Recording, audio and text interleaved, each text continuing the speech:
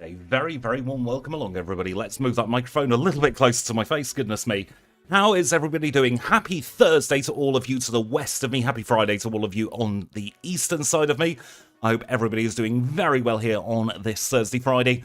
I am doing quite well, actually, for once. Been doing a little bit of coding. Got an interesting setup I'm going to try for this challenge run. Welcome into Mobile Gaming Chronicles, to Chad Northern, to Phoenix Fire, and hello to Rebecca. And, of course, to Serdic and the lovely Snowy as well. And Snowy, you have brought up a fantastic point. First of all, why aren't you in bed? It's 1 o'clock in the morning for you, and you've probably got work tomorrow, so go and sleep. But, number two, if Cleffa didn't exist, this line would be fantastic. So, what we're going to do is we're going to run once starting as Cleffa and once starting as Clefairy. To just kind of gauge the difference between the two, I suppose. Now, we're going to be trying something new with this particular run. I have modified the ROM ever so slightly for me to be able to set up custom starters on the fly. So if I show you at the moment, we've got Cyndaquil, we've got Totodile, and we've got Chikorita. As we would expect, it's a vanilla crystal set of starters. But what I should be able to do is I should be able to edit this value here. And we're going to go for the middle ball, because I think that's going to be the hardest one. Not fairy type tonight. I can possibly look at doing that next stream. Actually, that's a very good shout. I don't think I'll be able to code fairy type in quite that quickly. But now that I've edited the properties, suddenly that middle starter is Clefairy. Well, Cleffa in this instance. Sleep well, Snowy. I hope to catch up with you over the weekend. I hope you have a great sleep and a wonderful day at work tomorrow. So this is going to make challenge running a hell of a lot easier, because now we don't have to think about anything. We can just edit the starters on the fly, and that means, especially when it comes to doing these live streams, we're going to have a much, much easier time of it, because I won't have to swap games. We can do it all in one save, and I will release the patch on my Discord once I'm happy with it. This is going to be kind of like a stress testing. I do have a backup of Cleffa if it goes wrong. Now, one thing I am going to do is I'm going to make sure that my DVs are frozen. I knew there was something I forgot to do before going live.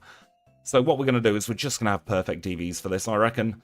I don't think there's any point in getting any specific hidden power type for Cleffa. So if we put FF in there and freeze the FF, we'll do the same for the speed and special DV. Give that a cheeky little freeze as well. Talking of freezing, I am very, very warm tonight. My fan has just gone kaput, so I'm working with no air circulation in this room. Do I have any idea when I'm going to be streaming again? Honestly, no is the answer. I'm just going on the nights where I have the energy and other things permitting. But now we should be able to get our starter. It's Cleffa. It's based on the moon, I suppose. We can call it Luna. It's going to be a male Cleffa as well. Enjoy the washing dishes if you can. And with that, we have the Pokémon. Enough fannying around, let's get the challenge underway. I'm going to be trying to stream a couple of times a week again. I'm not sure what times, it all depends on when my sleeping meds kick in, I've got to be honest with you. And we're playing apparently in the day. Sunday at 10:39 AM. We'll deal with that. We've got no wild encounters there, but we do get an encounter here on route number 30. We only have Pound, Charm and Encore at the moment. And looking at that learn set, we're going to be having Pound, Charm, Encore, and Sweet Kiss or Sing for most of the run. Hoppip is going to be a godsend. Now, we are in the Pink Experience group. That, of course, means we are in the Fast Experience group. I've got to be honest, I've missed streaming a hell of a lot more than I thought I would. I was thinking it might be nice to take a little bit of a break, but the break was out of my control. I'm very glad to be back now, though. I am feeling very positive about the challenge runs. Not feeling so positive about Cleffa, though, seeing as we couldn't escape from a bloody Pidgey. Let's try and get a few extra levels. I reckon the play here is to go full trainers all the way up. Maybe even as far as Whitney. We need to get as much friendship as possible. We'll be picking up that old rod in case we need to do some fishing rod happiness strats. Because look at our base stats. They're terrible. Don't expect great things from Cleffa. When we run Clefairy on its own, that's when I think it's going to get better.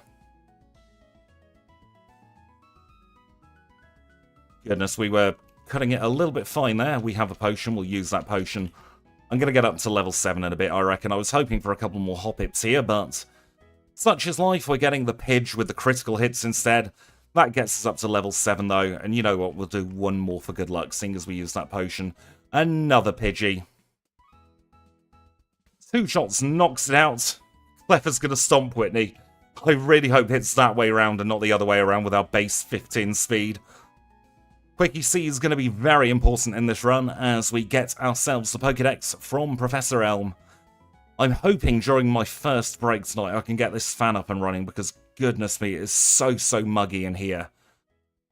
The room I'm in now is probably around about 80 Fahrenheit, 25, 26 Celsius. It's very warm. I've just got out of the shower, so it's even warmer. No, we'll pick up the antidote. I have a feeling we might need it. Did we already get the berries? Yes, we did. Not that we're really worried too much about the extra 5 seconds to double check on this particular run, goodness me. Growl, fantastic. That's just what we want, something to lower our attack even more. We're praying for a critical hit, which we actually get. Fantastic. Level 8 acquired, we've learned Sing, we can use our dulcet tones. Grab the extra berry, we're going to need all these healing items, I reckon.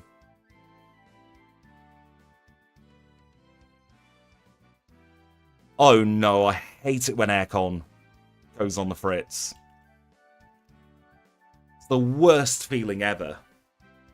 You just feel so hot and uncomfortable. We got the Pokeballs. If this was a Nuzlocke, the Nuzlocke would be underway, but this is a challenge run. I'm going to be doing a run-through of version 3 of my ROM hack when that is finished. I've done some more coding for that today. Got some very interesting stuff going in. Few new towns, few new items, few new moves. Same 251 Pokemon for now, though. I'm not going to run from anything, I reckon. I'm just going to try and get as much experience as possible as we accidentally dip into the Pokemon's there. Alright, Joey, do your worst. He's sending out a rat. I do like the Rattata line, but I was hoping it wouldn't hit me as hardly as that. Let's take on Mikey. I'm going to lean back a little bit, get myself comfy. Nice tackle miss there. The rat comes out, tail whip fails. Hits us with tail whip on turn number 2, but it's too late for Mikey. It is all over bar the singing. Caspy goes down, and next we have Bugcatcher Don? Yes, Bugcatcher Don. I remember names.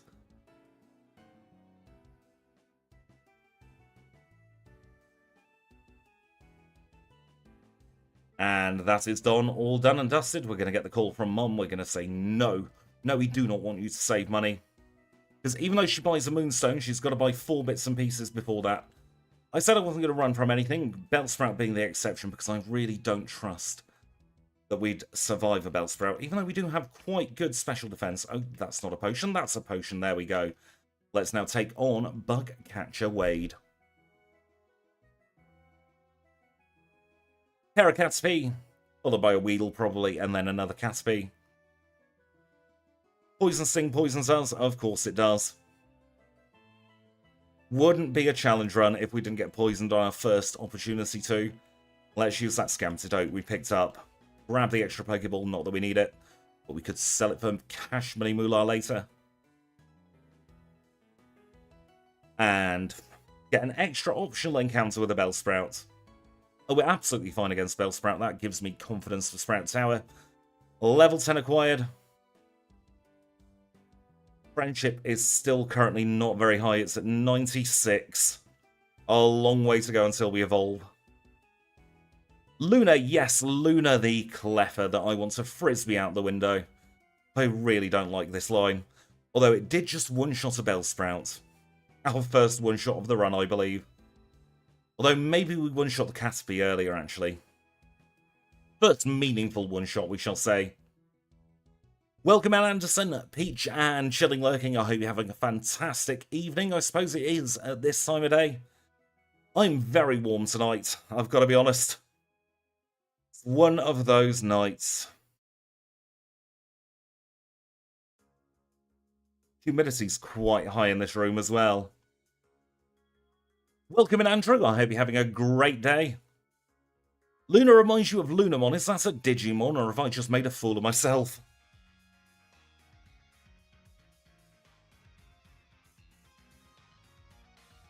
I hope the heat, for those of you who have been suffering from very bad heat waves, at least started to subside.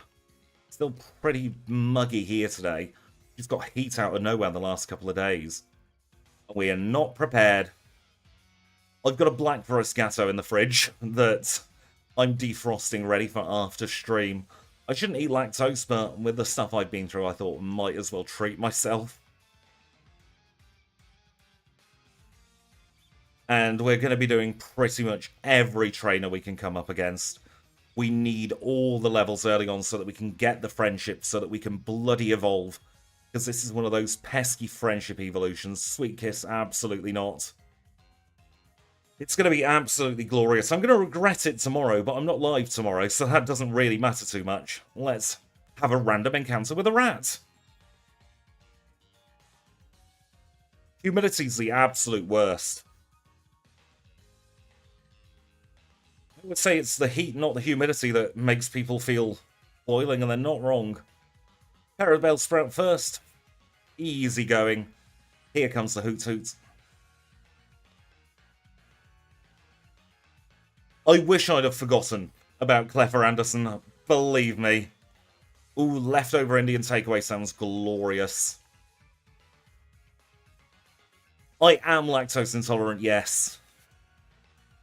Doesn't stop me eating milk chocolate. Does stop me wanting to eat it the day after I've already eaten it. Let's take on our first gym together. Level 14 against Abe. Will we get up to level 15 before we face Falconer? Cake, not so much, because I make it with lactose-free margarine normally. But chocolate cake is one of the worst things for me. That is a birthday-only kind of thing for me. Let's stick on a berry. And let's take on Falconer. Let's see how badly this goes. I have no faith in this Pokemon, in case you can't tell.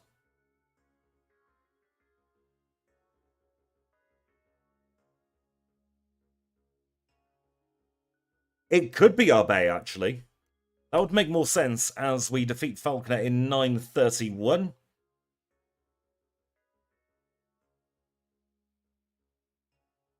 Alright, we've got an egg to pick up and then immediately box and forget about for the rest of the run.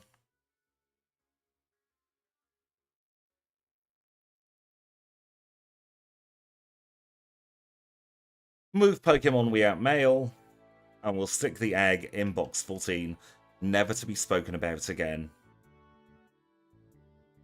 Rose Kyogberry. Get the Miracle Seed in case we decide to use Solar Beam for no good reason later. If not, it's a whole extra 10 Pokédollars to our name. Albus is our next trainer. Now, he does have a scary Zubat. And that is why said Zubat is scary. Knockout in 2, though, and we'll take on Liz with her Nidoran female.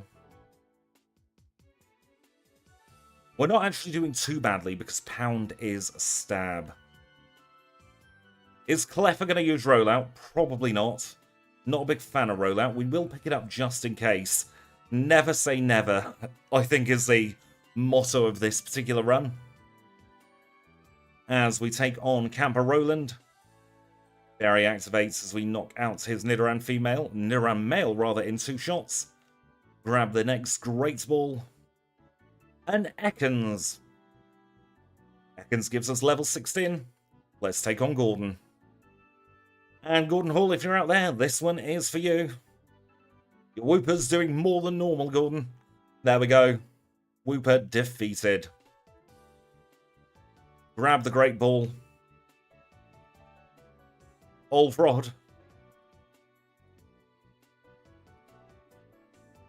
Rollout's got its place, I just don't know where its place is yet, when we've got very good special attack. And we'll have Ice Punch.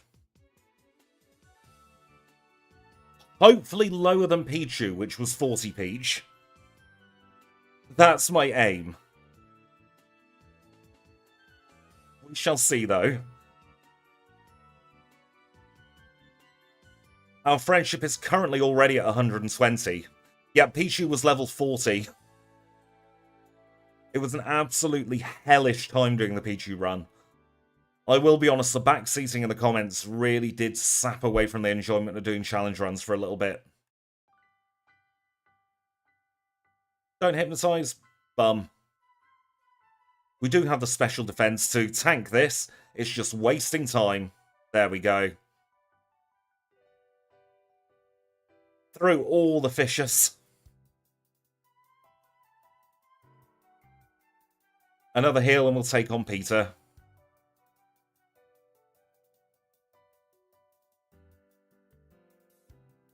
That's Pidgey number 1, Pidgey number 2, and a Spearow.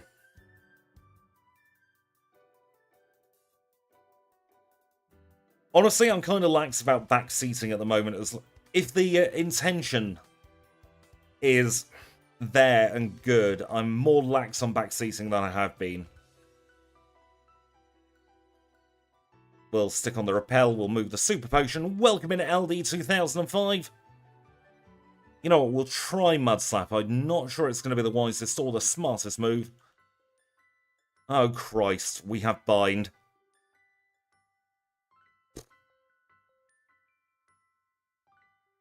Thank goodness Tackle is missing.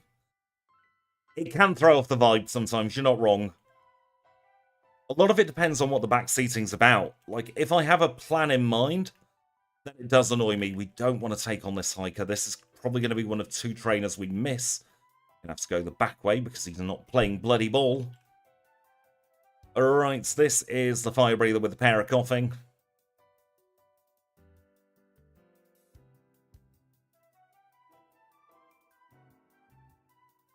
Level 18 acquired. We need that potion. We've already used all of our potions. There we go. Some extra health, thank goodness. That came up an awful lot, Anderson, in the comments of the Pichu run. It's not guaranteed in Generation 2. There is a chance that your friendship will increase after a certain number of steps, but it is not guaranteed. And that makes all the difference in a challenge run. Or Gligar. We have no Gligar yet. Gligar's a run I'm going to be doing on stream very soon, actually, though. It's a run I'm very much looking forward to. Goodness me, all these encounters. There's an Andrew the Sandshrew. Unfortunately, we have to KO the Andrew.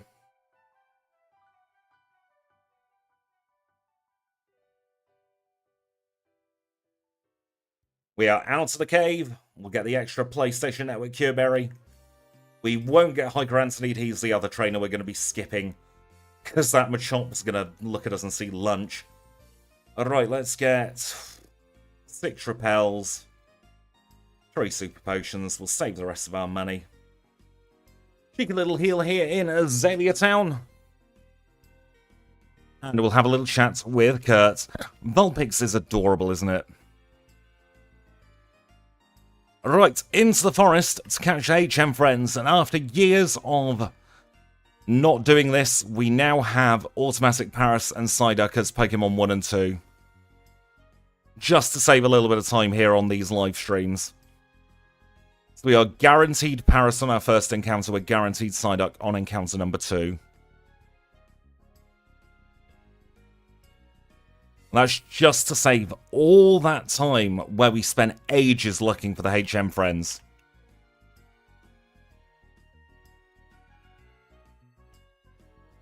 Gligar can't get Mud Slap, you're not wrong. Gligar can't get any ground type move via level up or TM in Generation 2. So you've got a catch rate of 255 in this. Stay in the ball. There we go. HM friends acquired, that's a big time save compared to what it used to be. And that, because we had the timer paused, I count that as still being perfectly vanilla. It's not a part of the challenge run itself. It's kind of an addition we have to do to get through the rest of the overworld, I suppose.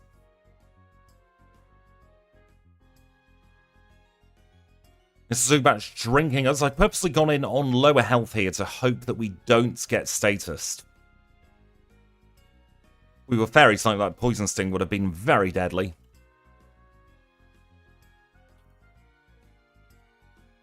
I'll tell you what I'm going to do after stream. I'm going to code in the fairy type. I'm going to have a global toggle. So you can toggle the fairy type off and on at will. So that will mean then we can do the fairy type in the same ROM. You know, we should be fine against this particular grunt. We are level 19.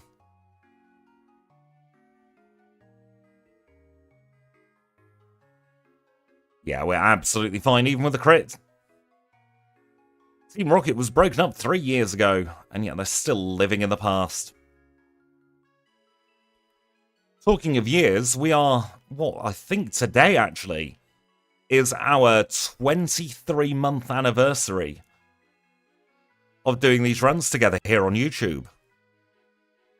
Goodness me. 23 months. This time next month, we'll be celebrating 2 years together here on the channel. Close is fine, Anderson. It's when we go past the stage of close and we go to, oh dear, we've been knocked out. That's when it's an issue. Don't really want to use a super potion yet.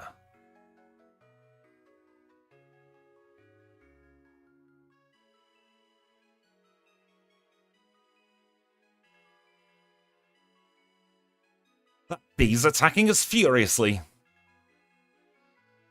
Level 21, our friendship is now 137.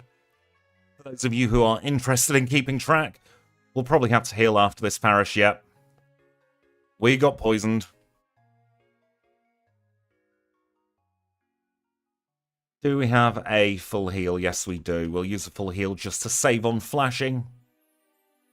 We'll go into a cheeky little heal, we'll stick on a berry, and then we'll take on good old Bugsy.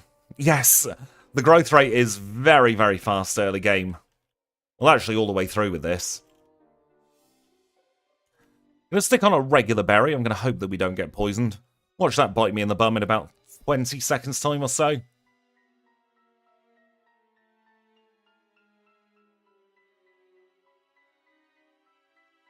I track friendship through a little thing on my other screen that says currently the friendship is this.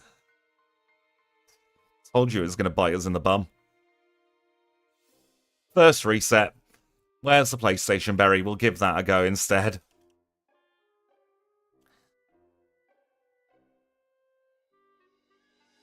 I have little bits of extra info on my other screen. Just to read out things on the fly, ostensibly. And also, it really helps out with the HP, not the HP, the vitamins that come in later. Right, that's not doable, I don't think. I'm going to get another level. Gen 2 suffers in the sense that Team Rocket's bad. Like, the main meat of the secondary storyline, as it were, has nothing going for it. And with how low the Team Rocket levels are, it just makes the whole storyline feel a bit of a slog. So I think it would have been better if they'd have done a Team Aqua Magma situation and had their own separate bad team. It would definitely have helped progression, because then they wouldn't be bound to this.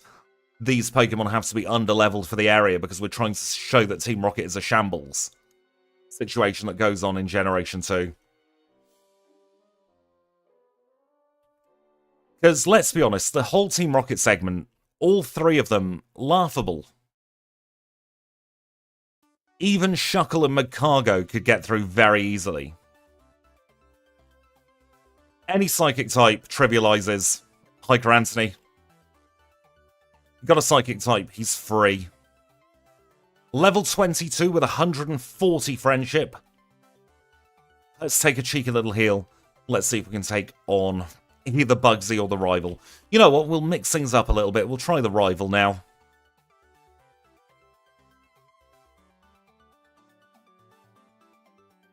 Great start. It's good that Lick doesn't affect us.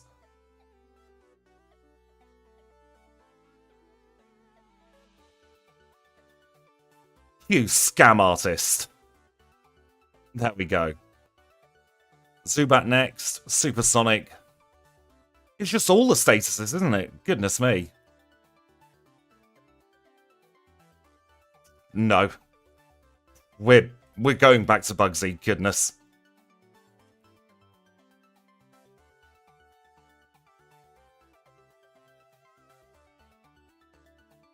I reckon the whole reason that Game Freak didn't code in something where Team Rocket steals one of your Pokemon is they didn't want to upset the player base.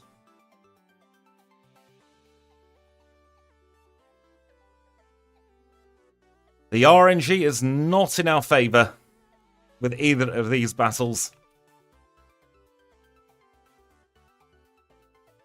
I'll give Bugsy another try.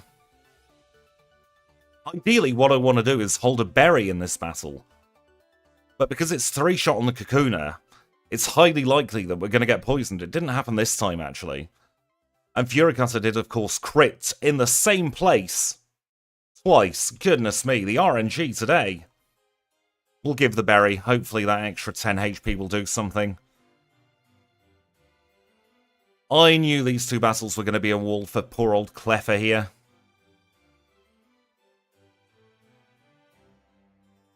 We can't even learn Swift. Been poisoned, we're going to try again. This is very much an RNG set of battles, these two. We've got to hope for the best on both of the battles.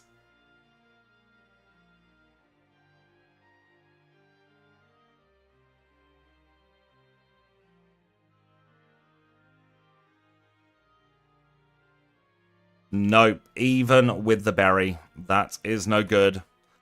Back to the rival, we'll give him a fair whack, and then we'll have to do some grinding, unfortunately, if this doesn't pull it off. That's a better start. We're on full health. Welcome in, Morgan. How are you today? Once again, we get confused. And we're getting flinch locked, but we at least get to see the Bayleaf. Right, okay. We've encored the Bayleaf. Let's hope that this gives us some in. You know what? If we hold a Poison Cure Berry here, we might actually be in with a shout. Encore's the strat. We're looking for that Bayleaf to use Poison Powder. We're going to reset if we get sent to sleep. It's quicker to go through this than it is to go through the nonsense of up to 6 turns of sleep. For goodness sakes. Oh, that's bad. And I've selected the wrong move. We might need to do some wild grinding here, folks. It's not looking good for poor old Cleffa. Especially when I do the wrong move. Give it 1 or 2 more goes and then I'll get to level 23. Shouldn't be too hard. We've got £35 PP. I will also pause the timer, have a quick drink, because goodness me, it's so warm in here. I just don't want to get hypnotised. It's 55% accuracy, plus there's chance of a Gen 2 miss.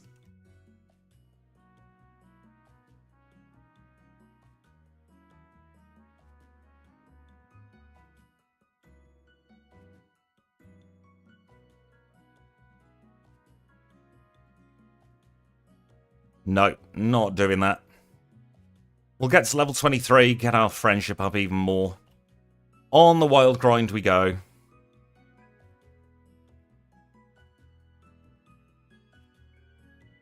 In hindsight, we should have done a bit more wild grinding in the Ilex Forest when we were catching the HM friends. But you live and learn.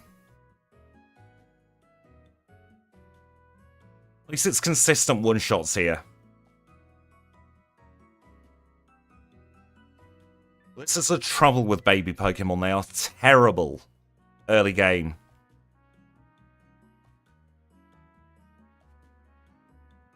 Anderson, be careful using language like a disaster, because that puts the onus on me.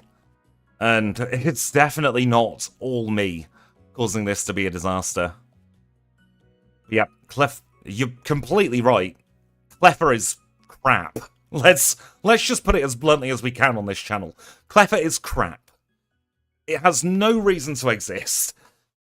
All it is a weaker Clefairy that means that challenge runners who do this game 20-odd years later are stuck with the burden of having this terrible, terrible creature on their hands until it loves you enough to finally evolve into something that can actually hit harder than a pea shooter at a bloody something that I can't think of. Those cute ears, I want to grab those cute ears and launch this thing into orbit.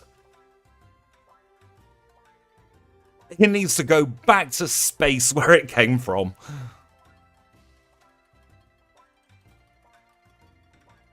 The Olympics are coming up. I would be very happy if they used Cleffa as the discus. Because it would be lighter than the discus they've got, and they could probably get it as far as the moon.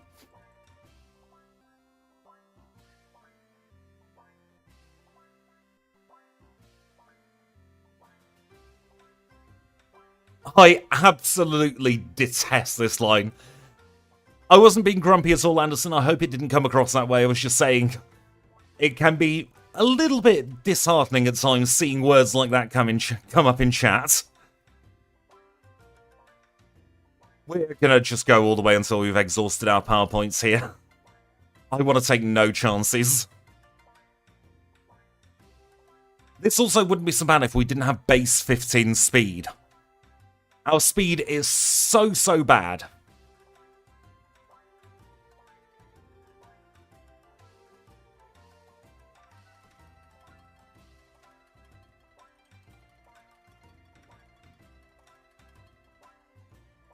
And the trouble with having a high HP stat is that if you get something that does fixed percentage damage, like poison, you're buggered. You're absolutely banjaxed. I'd also need to move my monitor on my break. Luna will be a big, strong Clefable one day, but we're not there yet. Yeah, I need to move my monitors because they're clattering into each other and it's starting to pee me off. Right, while we've got this rat on screen, I'm just going to take a very quick drink. I've paused the timer. I'm sweating already. I'm so glad we don't do face cam on this channel. Because I'd be a sight for sore eyes today. Goodness me. I've got an unkempt beard. I am perspiring like nobody's business. I'll be honest, I don't pay attention to what any of the other runners do. A big strong Dianamon. Is that another Digimon? I try not to mention other runners on this channel as well.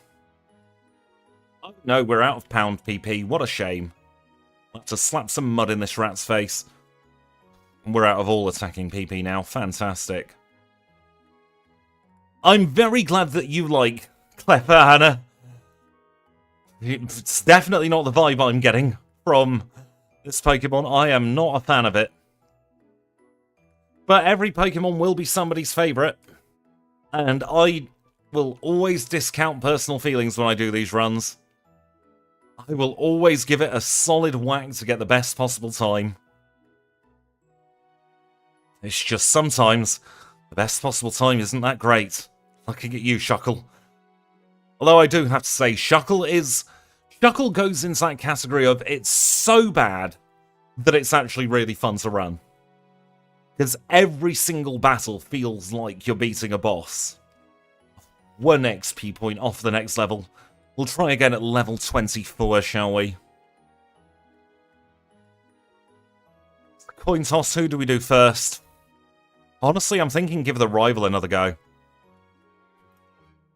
I liked Pikachu until I started doing challenge running, and then Red's Pikachu has soured the line so much. We still don't outspeed this Ghastly. 2 shots knocks it out, though. Here comes the Zubat. We outspeed the Zubat and 2-shot. This is good. Right, Bayleaf is locked into using Reflect. So we're going to try and use this to our advantage. And pray for crits, just like that. Our attack isn't great anyway, but we are just trying to disable it from hitting us, which we do, and we are through the rival. We can take a heal, and then we can take on Bugsy. One of the 2 big battles is done. Goodness me. Cleffa is cute, but it's just not fun to run. Elite Full Karen does preach the truth. I'm not sure if any of you follow me on Twitter, twitter.com/trainersquidgy. If you don't, cheap plug. But that's my Twitter bio, the Karen speech. Very nice crit there from our Cleffa. And another critical hit. All that RNG is what we needed. Hive Badge acquired, still not evolving, friendship of 150 bloody 3. Welcome in, Bundy Buddy, how are you today? We are out of Azalea Town, we don't care. I've used this repel in the wrong place. Again, don't care. We're through Azalea, we've beaten Bugsy. We get to progress in this video game.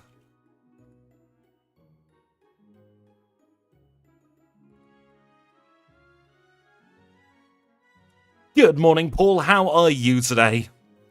It wasn't the damage rounding threshold. That is less important than people say. I say it all the time. The damage rounding threshold absolutely does not matter as much as people say.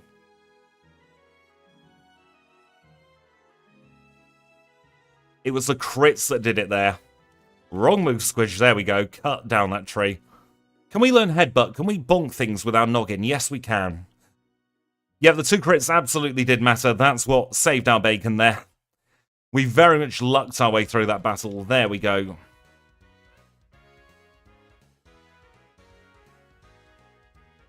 I believe I know where Paul lives, but I'm not going to say it just because it's not my place to say. There we go. Singapore, 7:37 AM in the morning for Paul. It's bowing time for Paul. Goodness me, we've been live over half an hour already. Where's the time gone? Oh god, we didn't heal. Goodness. Very glad that we have Headbutt now, because that should make light work of these Pokemon. Gonna take on the Pokefan with the Snubble, maybe? Yes, a Snubble. Use Mud Slap there. Brandon is down. Gonna do all the trainers. 7:38 AM in Michigan. Welcome in, Valentin. I have been through the walls and back, but I am doing a lot better now, thank you. Level 26 against Samuel, still no evolution. Friendship is at 158. I've been awake since 5 PM today. I am very much on the night times at the moment. Ian's down. Let's take on Specsavers. Campatod shows us his duck, and we knock it out in 2 shots. And let's get our guaranteed Abra now. That's not a guaranteed Abra. What has gone wrong? My imitations? Don't know who I've been imitating. That's the Abra. Maybe my coding went awry. I don't miss it either, Andrew. Not at all. Let's rewind here. I forgot to save state. The timer's paused anyway, so I have no issue save stating for the HM friends, although I won't save state for battles. Unpausing the timer at 34 minutes and a few seconds. Let's grab the bike. Moving double quick time. Get that extra friendship.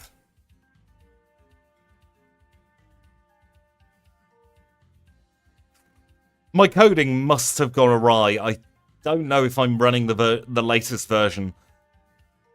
I will have to check that in GameHook during the break. We'll headbutt a Sandshrew into next week. And who's next? It's Marill. Marill's locking itself into rollout. Doesn't really matter. We beat up Elliot. Let's take on Elliot's girlfriend, Brooke.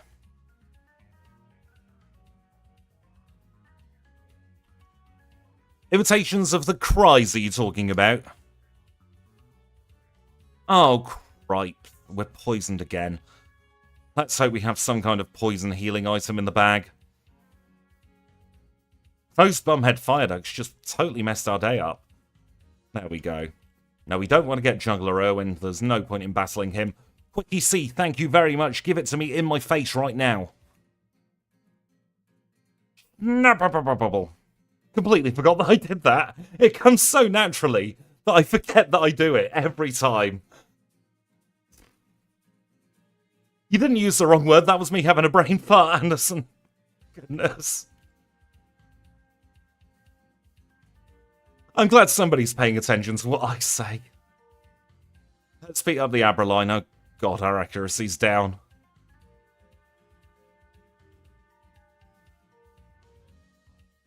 Super Potion on Luna. We'll take on Mr. Tangelaman. Don't have good vibes about this battle. Don't drink my Luna. Level 28, is this the level? Is it, bum?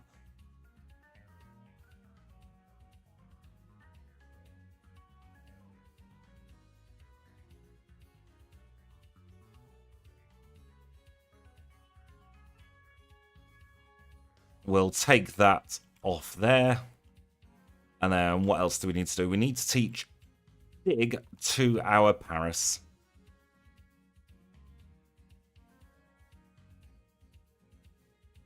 Flash Dig, cut, and the other move, and we'll teleport back.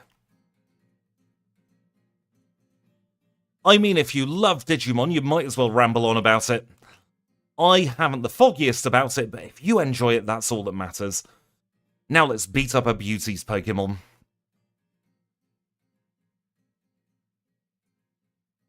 We're in the normal type gym. It would be serendipitous if we could evolve in the normal type gym. Not sure it's going to happen. I'm really worried about the Whitney battle, I've got to be honest. If a Meowth is beating us up, then it doesn't bode well. Alright, let's carry on with Carry here.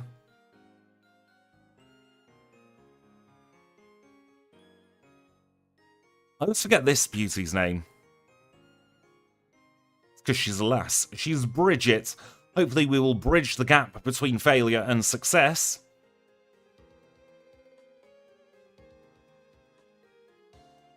Cleffa, you are level 20 friggin' 9.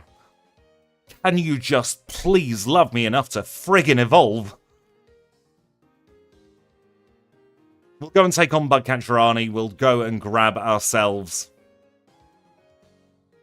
the rollout TM. Might as well. Gives us an extra battle or two. No haircut. That's too RNG based, but we will go into the underground. So we'll no doubt want Ice Beam and stuff later.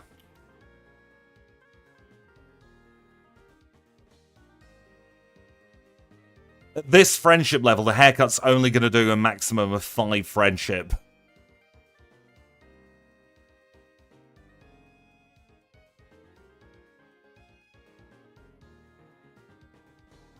Purposely not wearing a repel. We need all the XP we can get. Right, you're a bird keeper that we never take. Brian with a Y.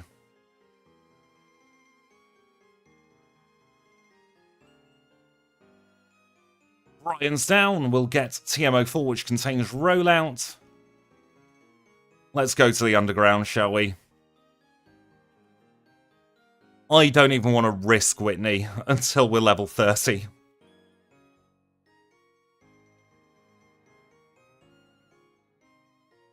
We are level 30. Still not happy enough, for God's sake. Blah, blah, blah. Lick your tongue. We'll grab the coin case, you know, while we're here. A little happier, we'll take it. The hairdo doesn't really matter, it only added 1 to our friendship.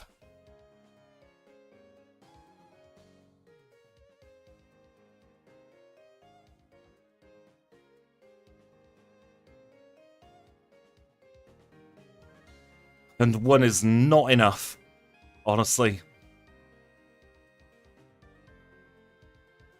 We'll take on the trainer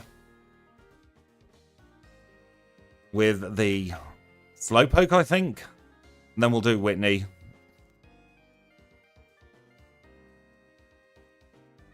We need 220 friendship. We're not even close.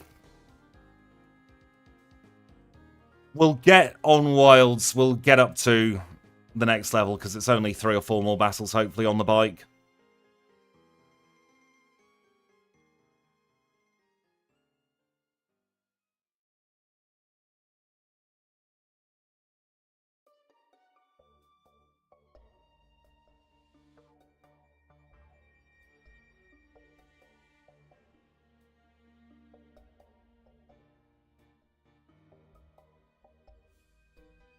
One more battle should hopefully do it. 2 more battles will hopefully do it. Level 31 acquired. With it being such a high threshold, there's not even any point in teaching vitamins this early. I think I'd like to live in Johto because our evil team is laughable at best. Honestly. Right, we'll hold the Quickie C, we'll cross our fingers and we'll hope for the best.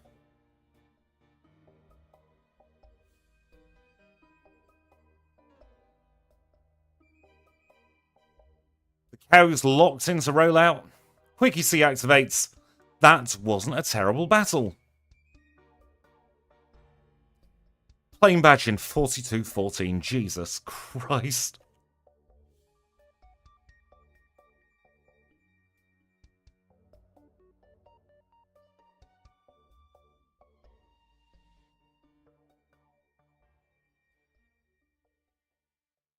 Right, we have 1 more chance to be Juggler Irwin.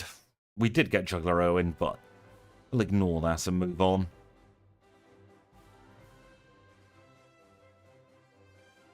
If Kurt didn't hurt his back, he could have cleared the well and saved us a job. That is true. At least we don't have a Baneri situation. We'll grab T'other Ether there. Say hello to a Growlithe. We'll Mud Slap the Growlithe. And we will make our base in Ecruteak for a little bit. I reckon we're going to take a break at around about the hour mark, so we've got 15 minutes or so together before we take our first break. Exactly, Paul. We have to do pretty much full trainers, barring 1 or 2 who aren't strategically good enough. I think we started with 70 friendship, but don't quote me on that. It's been so long since we started this run.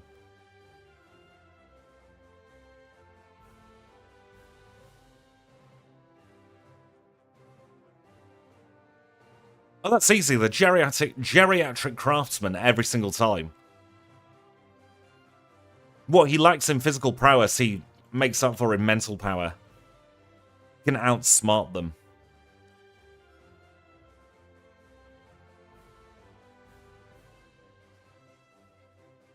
The Sooth Bell doesn't exist, Sora Donald Goofy.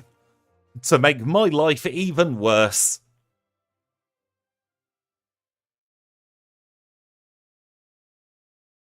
This is with maxed out attack DV as well, I will hasten to add. We have given this thing every opportunity to do well.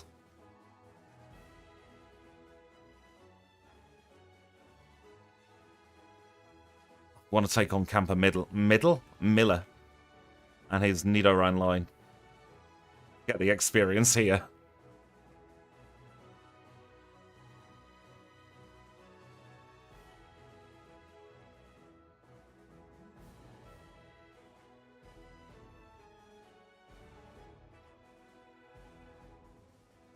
You know what? We'll knock out a level 13 Golbat. It's an evolution.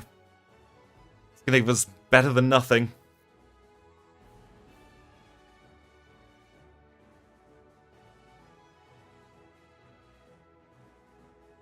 What a shame for Shane. As we enter into Mahogany Town.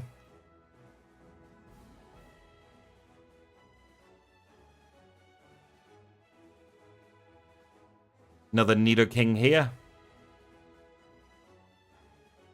Oh dear. I didn't save before this battle. I thought we'd be fine, but we weren't. And once the reset. Let's get back into position. And let's use the Super Potion. There we go. To be fair, the Nidoking is using a super effective move. Level 34. There's the bike shop call. So early on in terms of overworld movement. Will restore.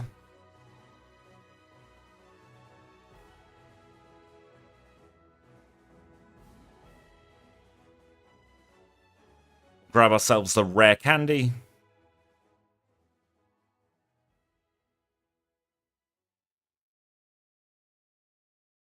What everyone's thinking, we just want this bloody thing to evolve. I'm hoping as well, seeing this live, for those of you who were wondering why getting Pichu to evolve was so difficult on that run, I hope now seeing it live is helping show just how hard it is to evolve these friendship mons. We're not even going to bother with Rival 2 yet. Instead, we're going to make our way towards Olivine City. That's the place name. Goodness me, brain. A little bit of brain fog here on a Thursday night, Friday morning.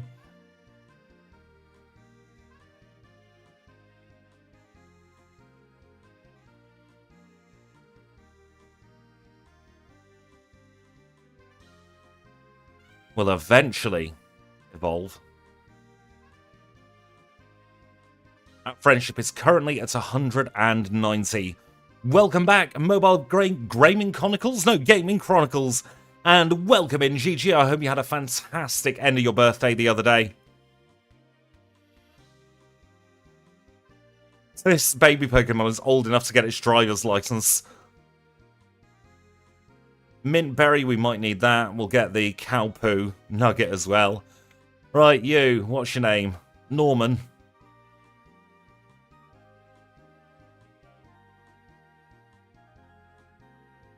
Can't speak tonight, Sora Donald Goofy. Mobile Gaming Chronicles, there we go.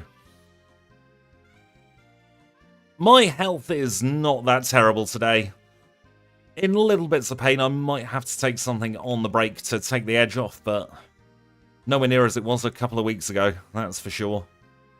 Actually able to sleep now through the pain, which is a bit of a Brucey bonus.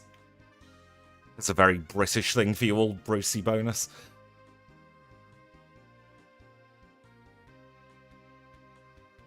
It's at times like this where I long to be playing Magcargo. Because at least Magcargo has reason to be bad. It's got nothing going for it.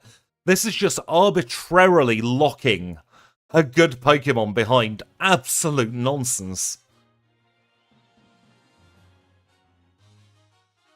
Well, over by Super Repels. The recovery's going as well as it can, thank you very much. We're even going to have to take the heal here and not have the quick TP back.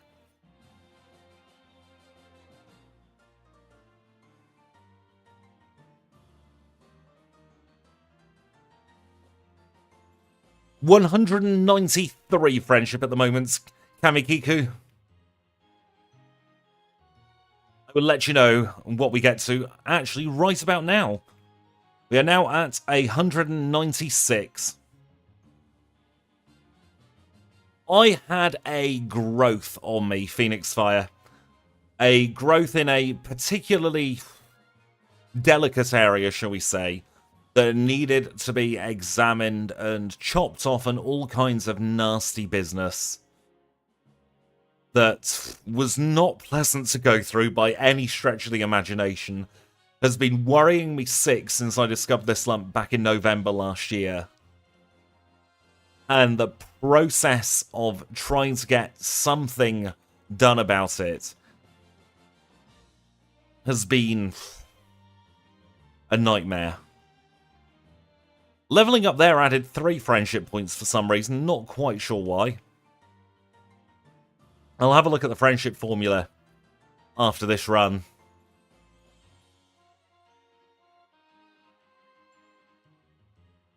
Please don't backseat me. We've already said that with how big a gap it is, going back to get the vitamins is going to take longer. There's no point in trying to overload with vitamins when we're broke as anything.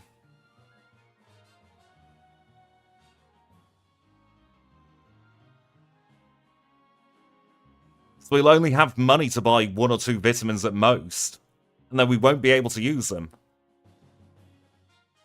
We might have messed up here, folks.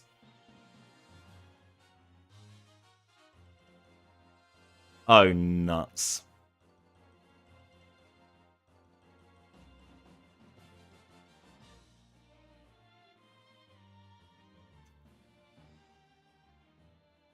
Yes, 255 is the maximum number for a lot of things, actually, in Pokemon. Can you just stop bloody looking my way, you bitch?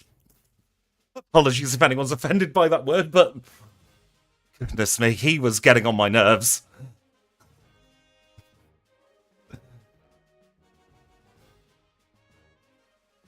Sometimes you've just got to get a little bit annoyed at this game, haven't you? The giant grin on your face. I love, but I also hate Pokemon Crystal with an absolute passion. Take on some more trainers, shall we? See, I don't count bitch as that bad of a swear word. It's allowed on, like, soap operas before 9 PM.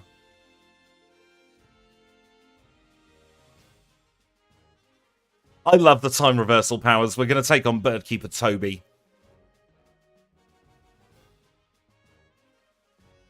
Oh, this run is so nonsense. I love it.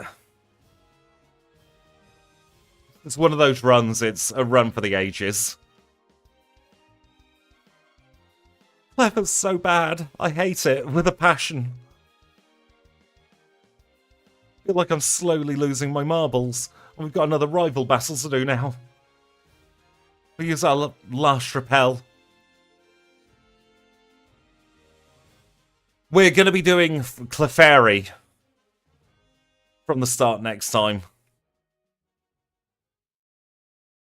Thing's sworn at us. It's taking a leaf out of my book. There's a Magnemite. Oh, Christ. 4 times super effective. We're not able to knock it out in 1. God for that crit.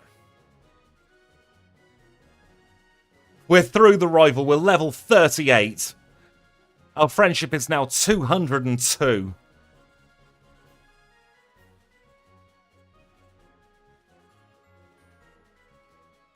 Dig our way out of here.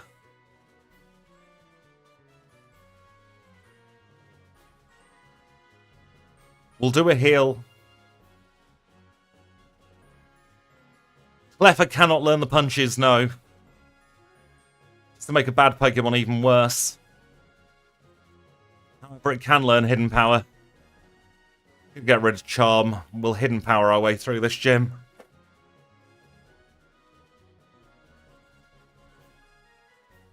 So we do actually have not the worst special attack, we shall say. It's not great, don't get me wrong, but it's not the worst.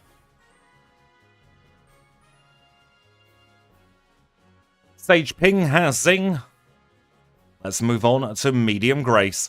Why Dark? Perfect DVs.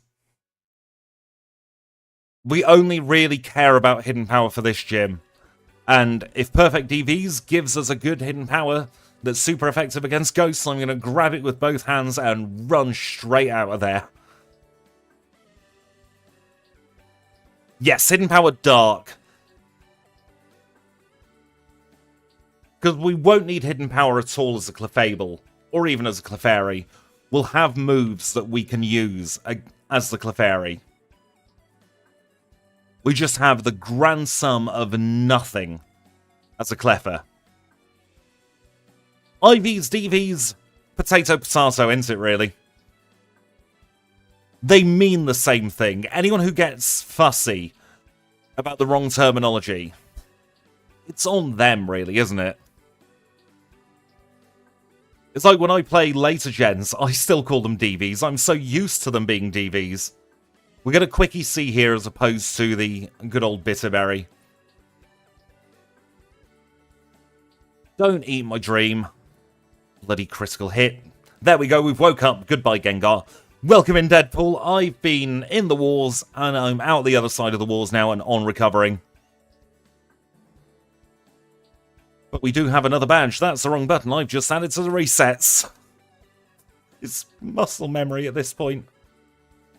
If you, yeah, just drop me a line on Discord, GG. You should be in my Discord, shouldn't you? We are still a Cleffa. It has been an hour of pain, suffering, and torture. And that's just all because you're watching. It's all because you're watching me. It's got nothing to do with the Pokémon. Right, let's teach Surf and Strength to Psyduck, shall we? As long as people get the gist of what you're saying, it doesn't really matter, does it? A Tentacruel, that's good experience. But we're poisoned, for God's sakes.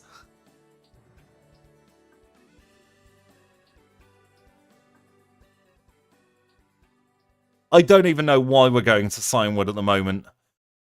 We stand not a hope in hell of getting through, I would say.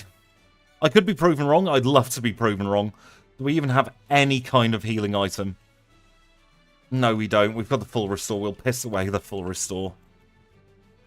Using the HM Friends would be faster. You're not wrong there, Doku. And I'm purposely leaving a repel off because I want as many experience points as possible. If this thing was a fairy type, we'd get a arse handed to us by any poison type that comes in our way. We've got the secret potion, at least Jasmine will be happy.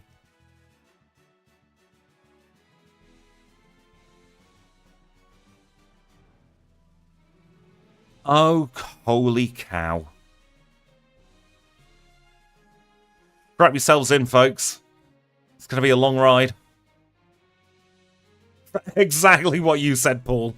I won't repeat the exact thing, but the sentiment is there.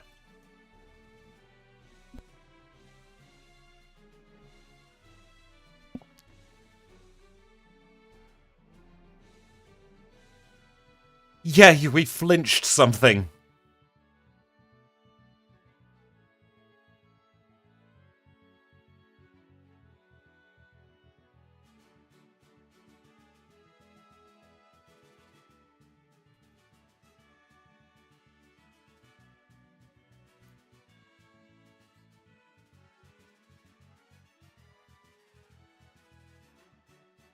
I want to say something, and it's going to be entirely in jest, and it's not serious at all, so please don't take this out of context.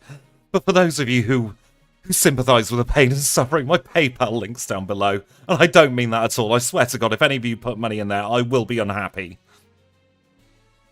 Headbutt, Quick Claw, and RNGesus is exactly what I'm thinking of. We're gonna give it the old college try. We'll go up to the hour mark.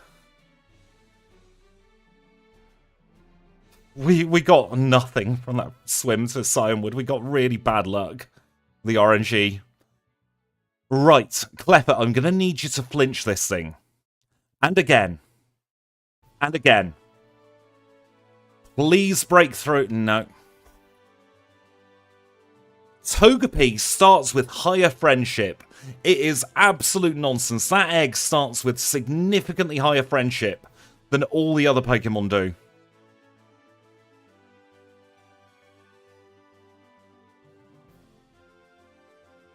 It lulls you into a false sense of security that you think that you can actually evolve friendship Pokemon really easily, and then you catch something that requires friendship, and it's just terrible.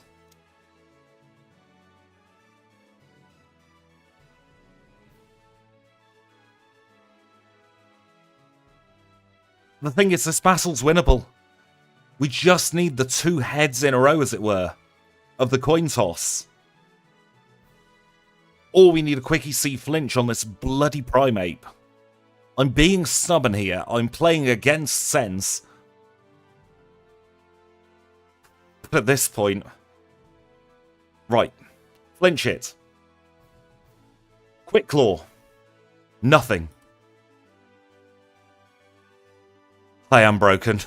We're taking a break after this, Jim. Should only be a very quick break. Just need to wet my whistle, get a bit of a stretch. At least all the friendships in Gen 2 are consistent across the board, apart from that bloody Togepi. We're going to keep throwing the dice here. Because it's doable. We just need luck on our side. He can't consistently hit Dynamic Punch. Maybe he can consistently hit Dynamic Punch. Maybe he's got the secret potion today. Maybe Jasmine has been giving him tips while I've been in hospital. Conniving bitch. Right, Headbutt, we win! No evolution, but we win. We have Fly, we can move around the map. We're pausing the timer at 1:01:33 as we engage Chuck's wife in dialogue. I am taking a much needed break. I need to get a break. 2 gym battles we have had crits that really mattered.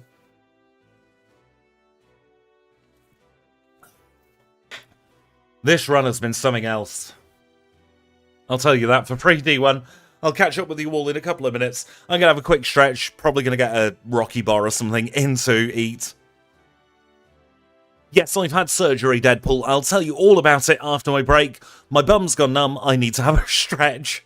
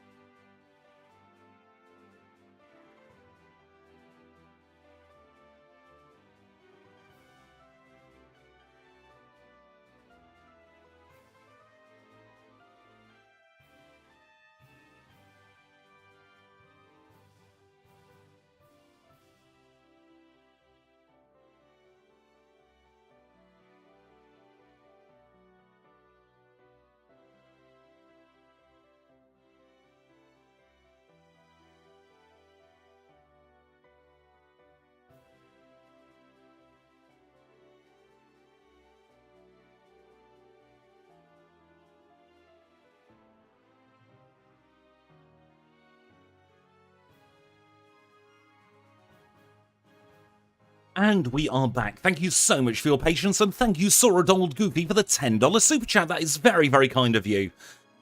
So yes, for those of you who weren't in at the start of stream and didn't catch the stream the other day, I've been in surgery. I had a little growth on me that needed to get checked out for obvious reasons.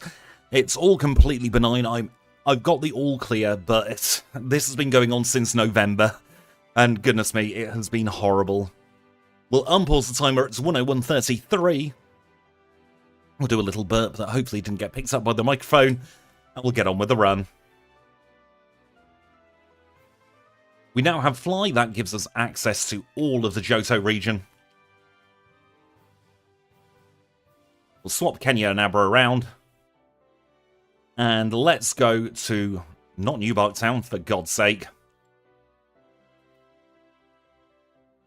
Good luck on your run, D1. I'm very interested to know what you're running. Shall we see if we can beat up this Gyarados? I'm not hopeful.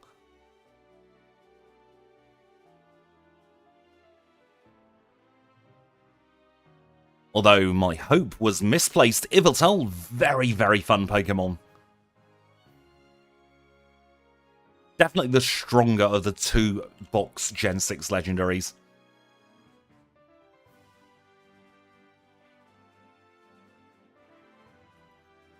Please do bear with me. I just need to close the window.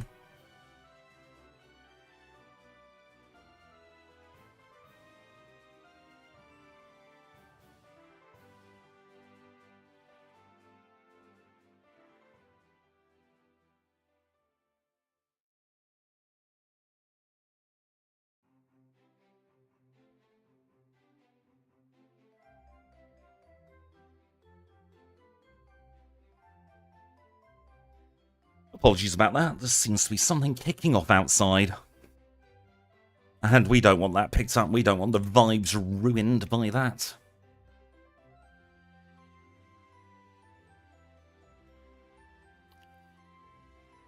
Well, let's carry on with the Team Rocket section. Now, these are very underleveled, so I'm hoping we'll get an easy ride here in the Team Rocket bit.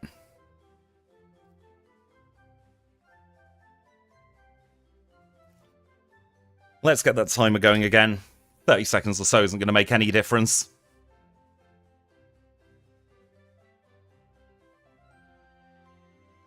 Yeah, there seems to be something going on outside that doesn't seem that pleasant. So we'll stay in our own little bubble here.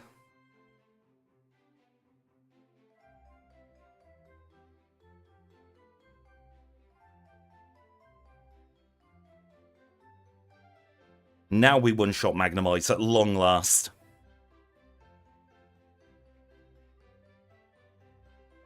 Oh god, we forgot to press the switch. We'll take these extra encounters, and then we'll go back for the switch.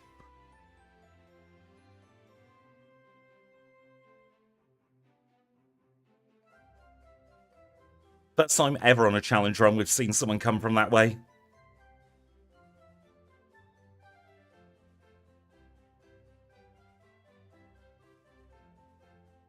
The sad thing is, we have access to Moonstones, but there's been no point in picking one up yet. Because we've had no need for the Moonstone. We're not even going to see Clefairy in battle. Thank you once again, Sora Donald Goofy, for the $10 super chat. I was going to call you Sora Goofy then. But thank you once again for the super chat. It really does mean an awful lot.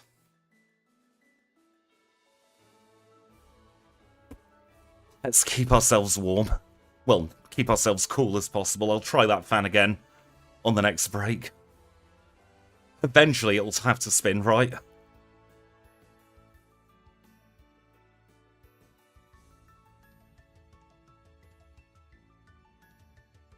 Slowpoke Tail is the first password.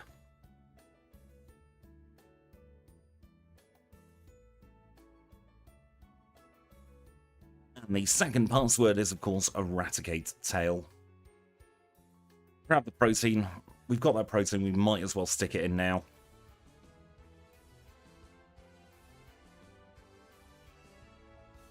Our friendship is currently 219.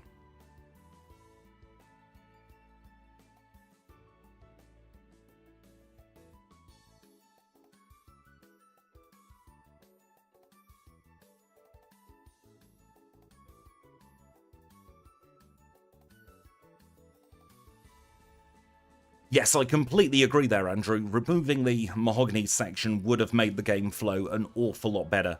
Level 44, is that the level we need? The perfect timing if it was. It is. We have enough friendship. We are now a Clefairy. Say hello to Clefairy, everybody, because it's going to be a very, very brief encounter.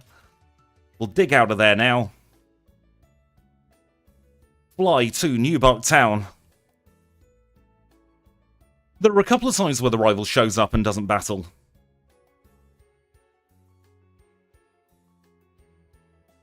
Actually, what am I doing? We're better off doing it this way around. Moonstone in the face.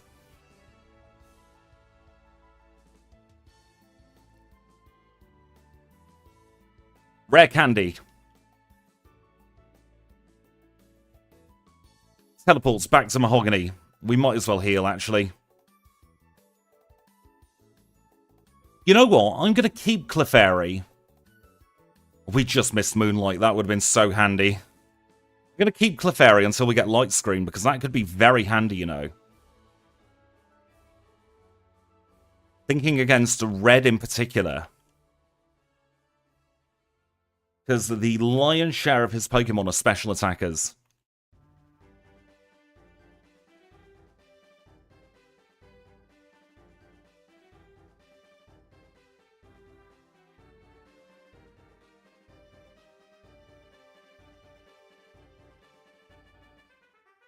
And now that we are a Clefairy, we can go and buy some punches.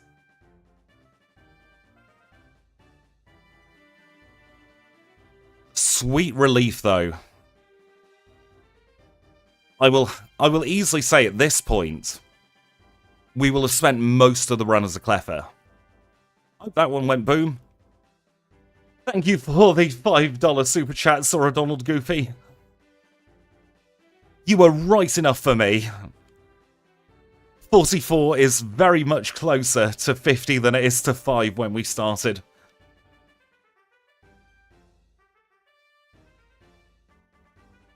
The Pokemon that was promised has arrived at long last. And of course we get Border Douglas. Shelter Line has no special defense, so we'll use Hidden Power.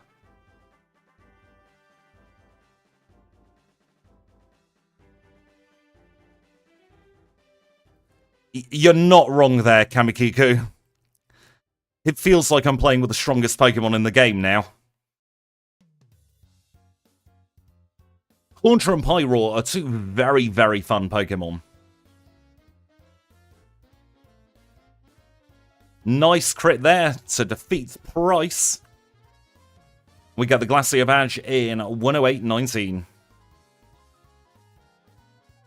Very quick detour now to Goldenrod City. We're going to do a little bit of housekeeping. We're actually going to fly all over the place, you know. Some bits we want to pick up.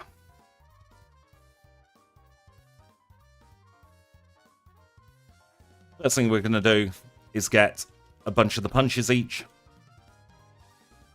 We'll get ourselves return.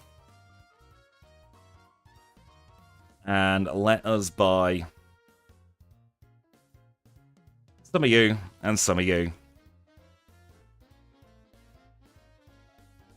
Not on Kenya, for God's sake.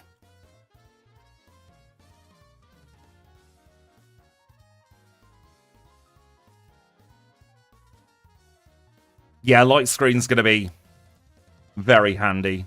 Thank you once again, Sora Donald Goofy, for the $5 super chat. I wish your name could have stayed up a little bit longer, but YouTube is nasty like that. Get rid of those two horrible moves. While we're here, we will teach a Rock Smash to Paris in place of Scratch. And I think that's all I want to do in here for now. We'll be coming back later for some more vitamin action. In the meantime, in the Queen's Time, though, we are going to go over to Violet City. We're going to stick on another Super Repel if I can get my bag management all correct. Because we're going to grab the rare candy while we're here. We'll grab the rare, not the rare candy, but we'll get the charcoal and the King's Rock. That's the wrong person, Squidge. It's this one here who wanders.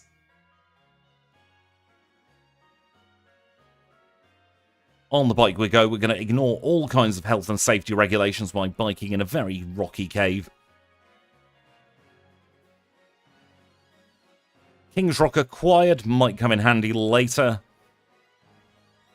Grab Rain Dance just in case. We'll dig out of there. Then we should be able to teleport back to Goldenrod. And use the same repel. One step too few, but it didn't matter to get the nugget and the rare candy. Then it's off to Olivine to reascend the lighthouse.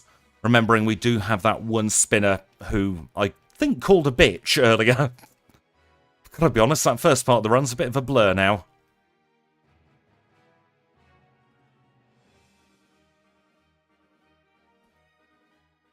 Secret potion goes to Jazz. She's gonna lie and say she gives it to Amphi. Amphi's in cahoots in this, I think. We'll dig our way out of there and we'll go and beat up Jasmine's Steelix. And her other two Pokemon, I suppose. That will get in the way of her and the Steelix. There's a Magnemite, and we'll use Fire Punch. And it's a one-shot.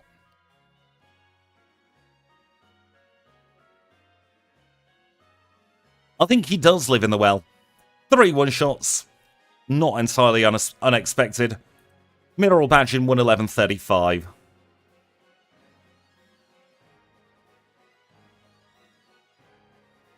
Back to Mahogany. We'll get on the bike.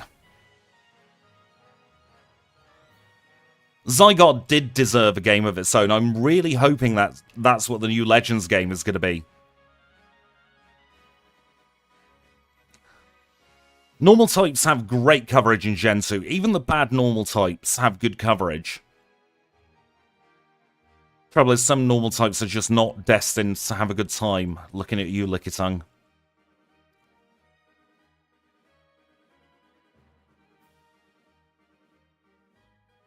We shall now teach Whirlpool and Waterfall to our Psyduck. Stick on another Super Repel.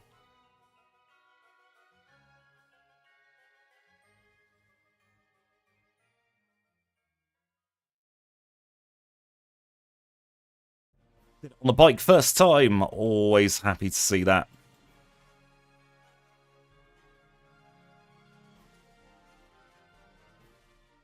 Normal types in Gen 2 have a great advantage. Return is just that overpowered. Headbutt's great as well.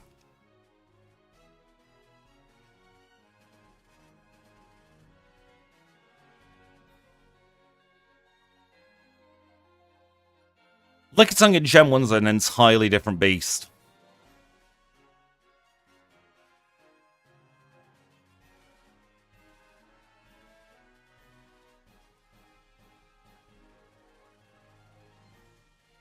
You also get access to things like Stab Strength early on in game. Or relatively early on in game anyway.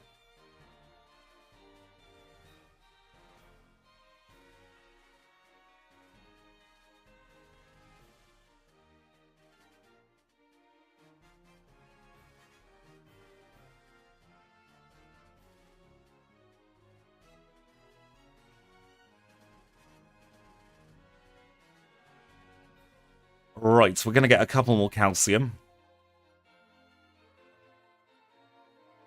So we really want to max out our base stats, or I suppose our stat experience, as much as possible.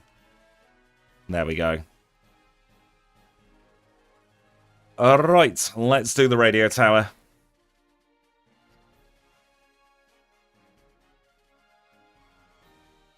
Level 53 is the magic level when we will next evolve. That's when we'll have light screen. Ice Cave was confusing even as an adult until I learnt the layouts. Don't ask me to do Gold and Silver's Ice Cave though, because I cannot do that first puzzle.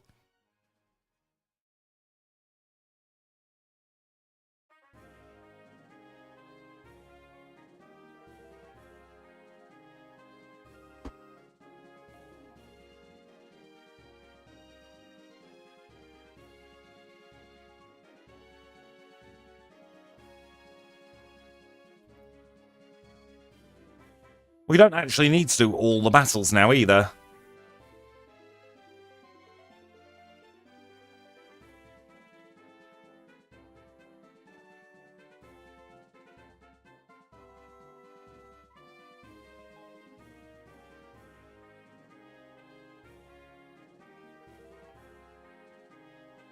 Punch for the Magnemite line.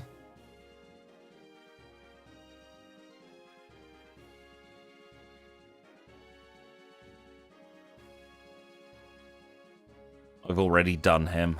There we go. 2 more battles to go up here.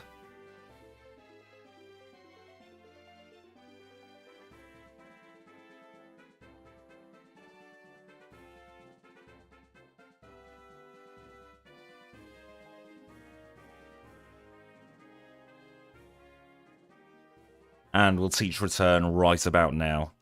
Don't think we'll need the Quickie Seed. Actually, we've only got 35 speed. We'll keep the Quickie Seed just for now.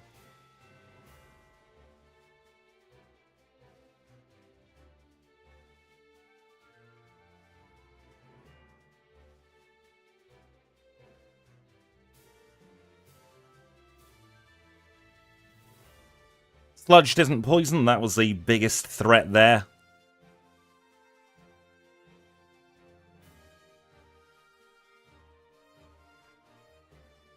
And we have obtained the basement's key. Oh god, I forgot we didn't do him.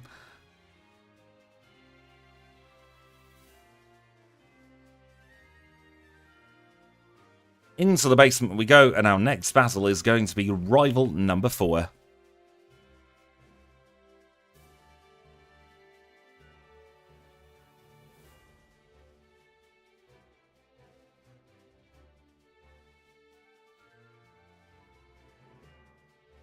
Haunter, I barely know her.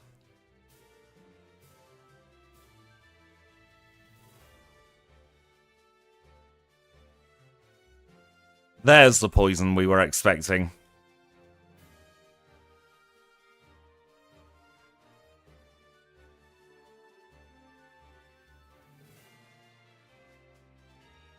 Moving to the 8-direction D-pad was very confusing in Gen 6. Especially because then, I believe in Oras, it wasn't just 8 directions, it was any direction you liked within the 360 degrees.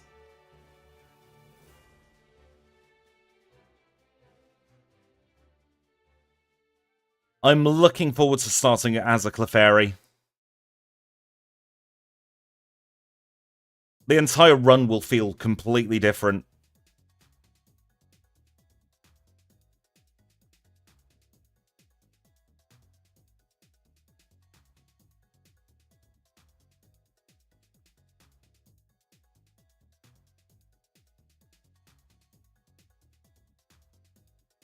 Eddie is down. Let's take on the next burglar.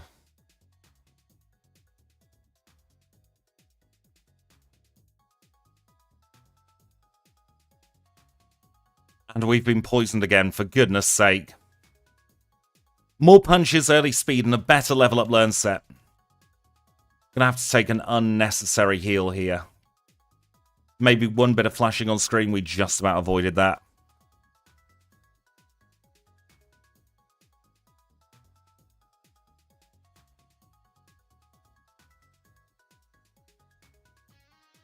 That means we have to do all these switches again. Exactly, we'll be able to use the 60 special attack earlier on. Well, 60 isn't the best. It's better than what we had as a Cleffa.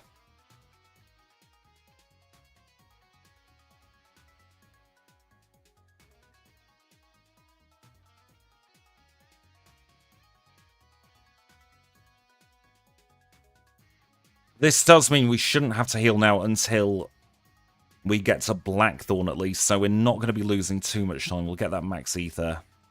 We're going to get the Scamulet coin because I'm sure we'll want at least one of the tutor moves. Possibly even 2. Thinking probably Thunderbolt and Ice Beam. That'll give us best coverage for red. Yes, the Candace puzzle in Brilliant Diamond could be cheesed for the longest time, wasn't it?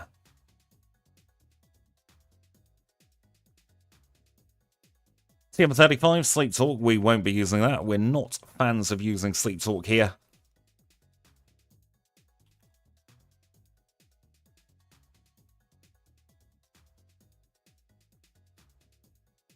Up one.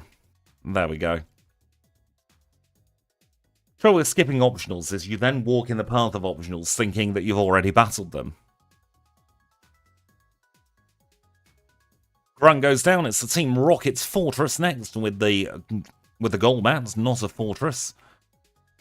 Actually meant to use Ice Punch there, but my fingers moved too quickly. Didn't matter though, we knocked it out in one. Let's move on to the Executive. Return will be a one-shot on the Arbok, so no glare for us. Might as well continue using Return. Making mincemeat of these trainers. In one more level's time, we will get our evolution. Just waiting to get Light Screen to replace Hidden Power Dark. We've got no need for Hidden Power anymore.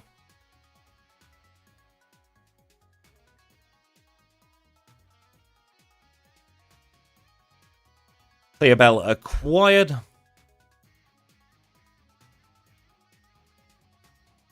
course, we can't dig out of there. However, we will get the pink bow off Marie.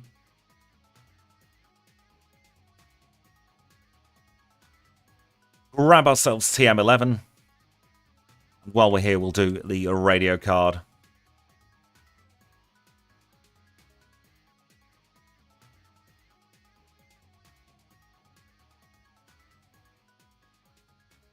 Into Blackthorn, we'll do a cheeky little heal. Then we'll go straight into the Ice Gym.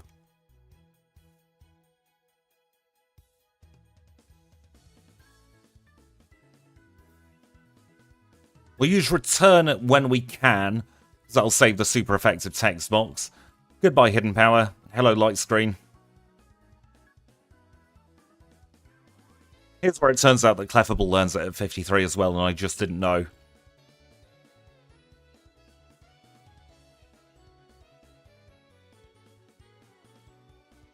No, it didn't. Fantastic.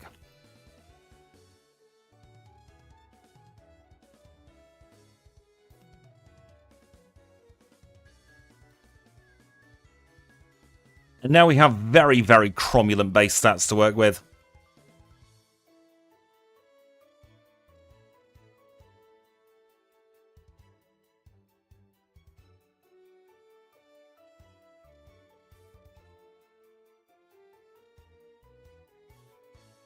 We do have our strong, independent Dianamon. We're going to call the next one Diana, even though it is going to be a male Cleffa again. Or Clefairy, I should say. It's been a run so far, that's for sure, Jay. The next one's going to be better because we're going to start off with a Clefairy. We're not going to have the nonsense of Cleffa at the beginning. With 30-odd levels of please just evolve. One shot on the Dragonair. One shot on t'other Dragonair. Would you believe it's a one shot on the third Dragonair as well? It's going to be a range on the Kingdra, so I'm actually going to use Fire Punch. So that she didn't heal in case of us hitting that range.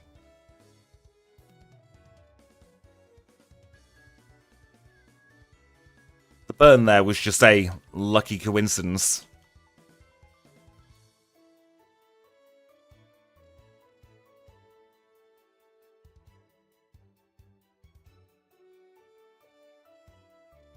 Very nice and clean Claire battle. We'll grab ourselves that Max Elixir. We won't bother getting the extra one round the corner.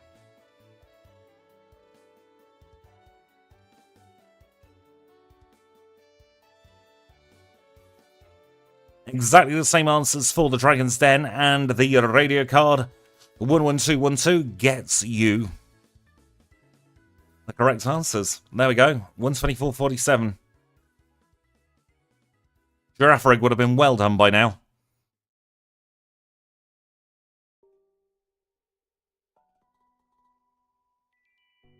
Get a call from Elm. We're going to ignore him for now, though. Instead, we're going to do a cheeky little PP heal here. I also want to pick up some Max Repels while we're at it.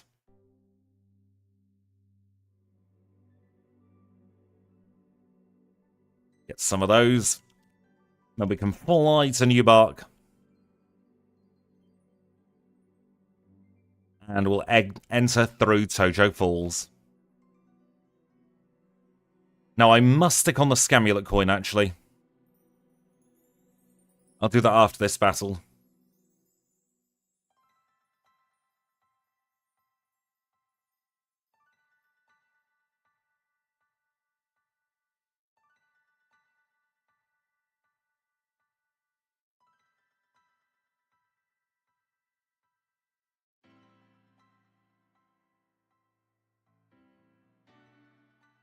Now, we pick up the max repels for the Kanto section, really. I do want to do a little bit of cash building. Just so that we've got enough cash money moolah to try and get both shooter moves relatively early on. Because once we go to Kanto, we are going to be locked in Kanto. I think having Ice Beam and Thunderbolt is going to be the way to go. I reckon they're going to be the best two we can go for.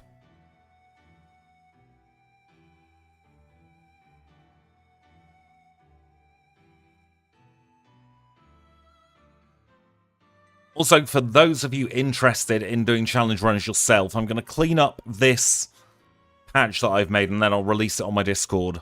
I'm going to have a way that you don't need Gamehook or anything to set the values, but you will be able to set your first partner Pokemon, your starter Pokemon, in the game itself. Thank you, Chris Requenez, for subscribing to the channel. That's very much appreciated. I hope you're having a wonderful time if you're watching the stream, and if you're not watching the stream, well, I still hope you're having a wonderful time.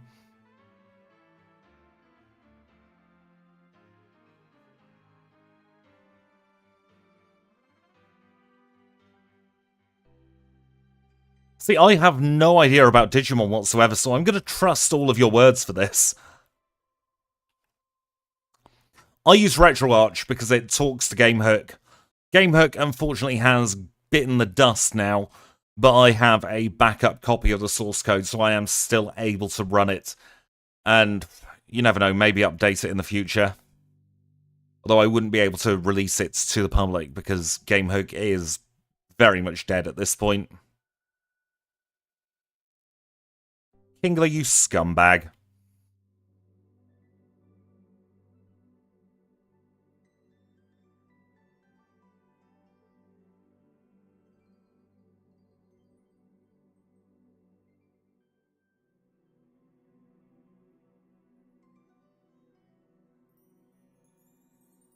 I'm a risky kind of person, clearly.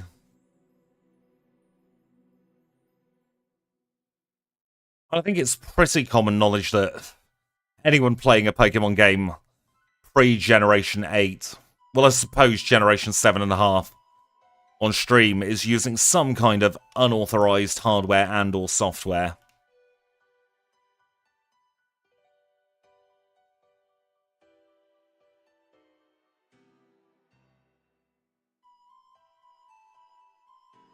Can we even learn Earthquake? No, we can't. There's no point in going there. I'm sure I can look at playing that. Maybe if I pick it up, I can pick it up on not pick it up, I can play it on Switch is what I'm trying to say. I'm trying to promote my Twitch channel there, but I've completely bugged it up. So if you could all make me feel better by going to twitch.tv/TrailerSquidgy and following over there, I'd be very happy. I'm hoping to see some of the first partner Pokemon that we've not seen in a while. I'd love to see Chikorita be the grass type.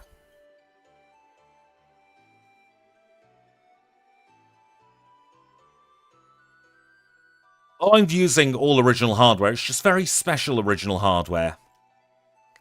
Let's say thank you to the HM friends. So it's a big thank you to Kenya, Abra, and Psyduck. It's merci to Paris. And of course, the biggest thank you of all goes to all of you HM friends with the green name in the chat. We'll pick up our 4 full restores. We're not on any kind of record-breaking pace, so we'll have a look at our stats going into the league. We are level 59 with 220 HP, holding the Scamulet coin with a return, Light Screen, Fire Punch, and Ice Punch. 131 in attack, 132 in defense, 150 in special attack, 156 in special defense, and 117 in speed. They're the out-of-battle stats. You can see the in-battle stats on the right-hand side of your screen just about now.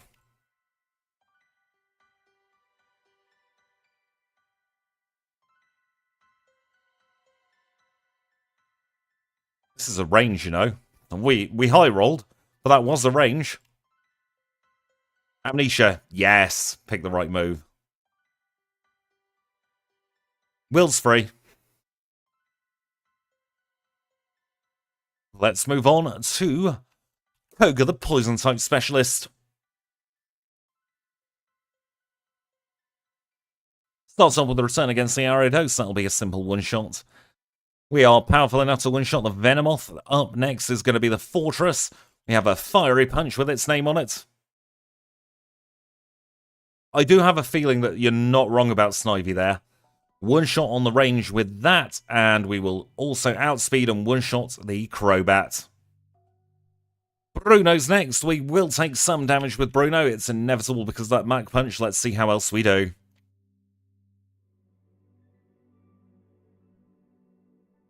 If I had Cleffa for the league, I think I'd cry.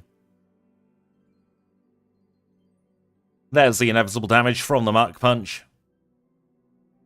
This is a range hero, Machamp. We low-rolled. We are absolutely fine. He has a healing loop in place. We'll finish off with a nice punch. That's a Fire Punch, Squidge. An Ice Punch. Against the Onyx there. Where are my full restores? We'll use an elixir while we're here. Full restore in the face of Luna.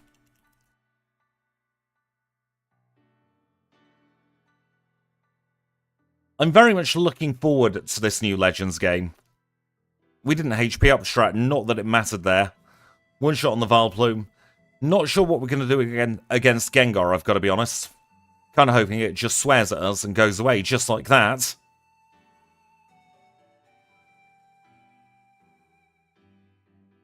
Oh, you're in with a very good shout there, Doku.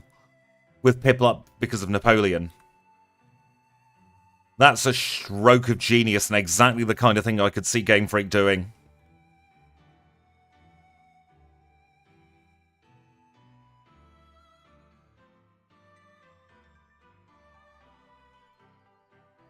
Ice Punch is in the wrong move slot, but I'm too stubborn now to move it. I like Trico.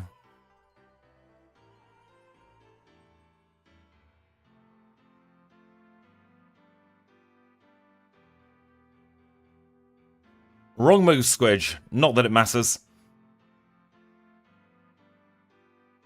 There we go. Lars is down. 133.27. Let's get our league time, shall we?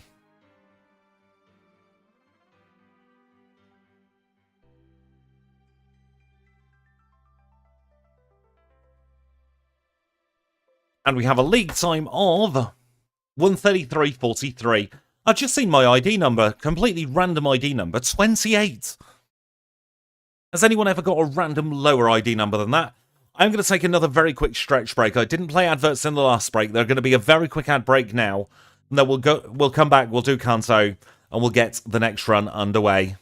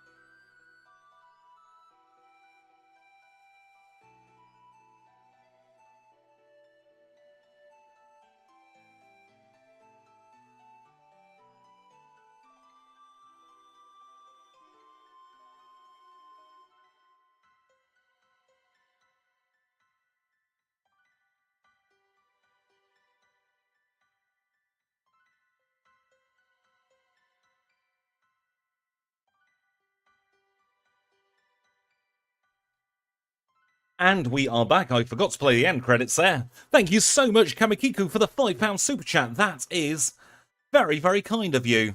We'll skip through these end credits. We'll get the run back underway. That's 1:33:43.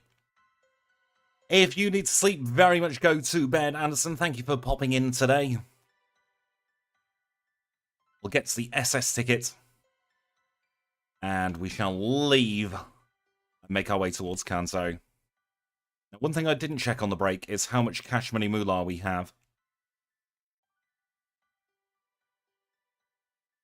Well, welcome back, Kenya Abra Cider Comparison, all you HM friends with the green names in the chat.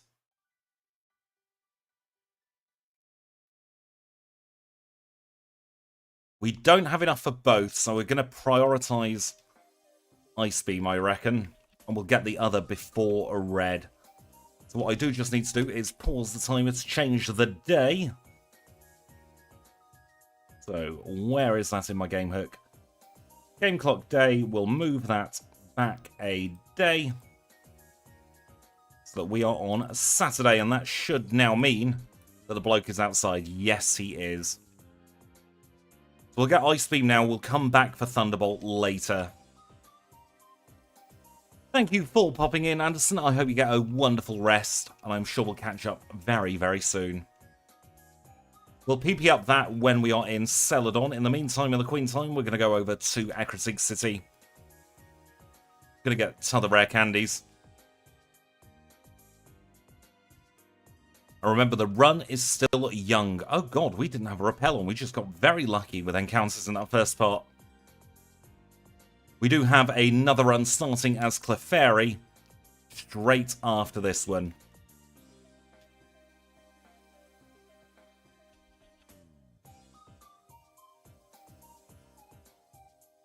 And thank you once again, Kamikiku, for Kamikiku rather, not Kamikuki.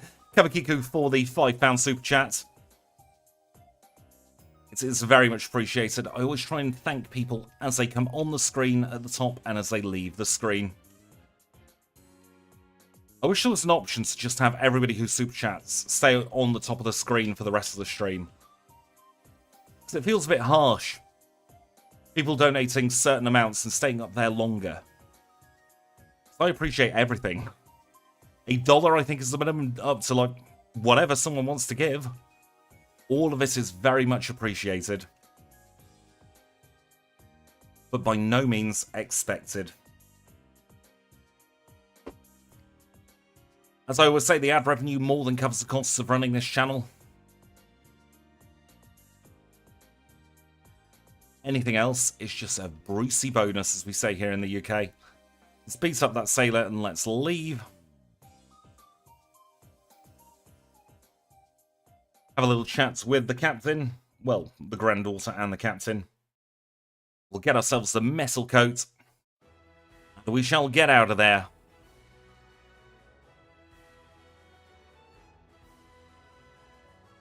Of course, the first thing we do in Kanto is the last thing we do in Johto. We're going to get another rare candy, this time from the chairman of the Pokemon fan club. There was a TV presenter, game show host type person called Bruce Forsyth in the UK. Hosted many different games, and whatever game show he was doing, he always had some kind of bonus for the contestants that he called a Brucey bonus. Generally something absolute tat that they'd never want to keep in their house ever, but the sentiment was there at least.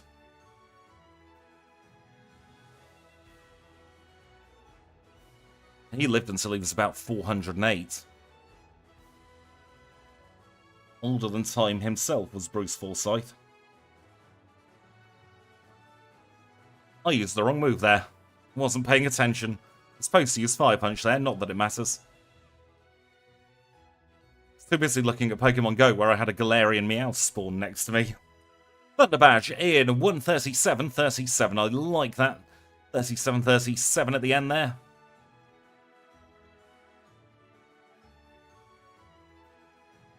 Now we will grab the Psychic TM, not sure if we're going to use it. Good to have in our arsenal just in case. We'll dip in this Pokemon Center here.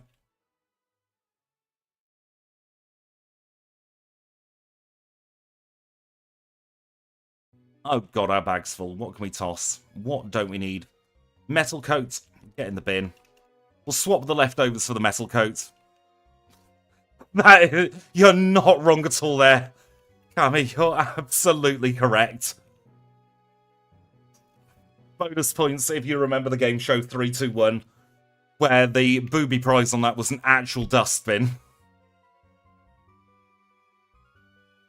3-2 sodding one can get in the bin, though. Quite literally. Can't remember who it was, but I was talking to someone about 321 the other day. They didn't quite believe it was a thing. One of the worst hours of British television you would ever see.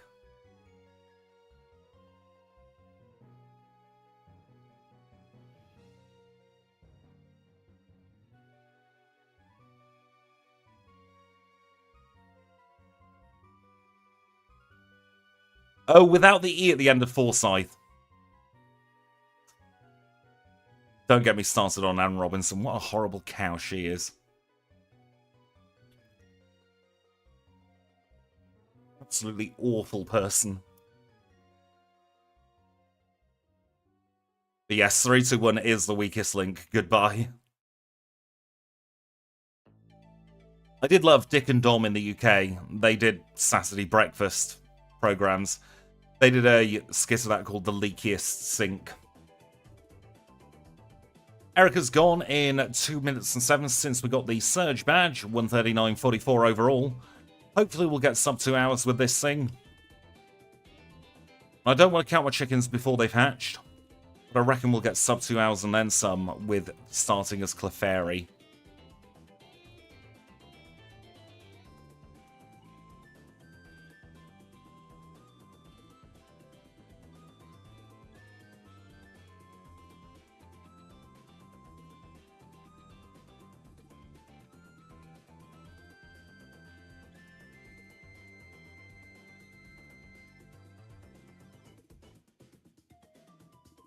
Pokemon Go's being very stingy with its spawns around me lately.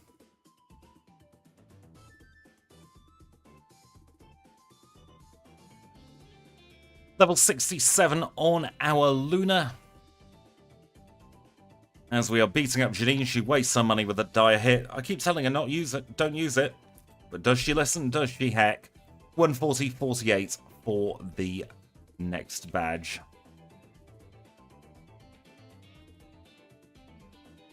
Right, we've already said hello to Mr. Psychic, so we can go straight on to this route. Didn't get spinned. I accidentally went into the Pokemon. Sorry, just browsing. We'll take on this mandatory Machamp man.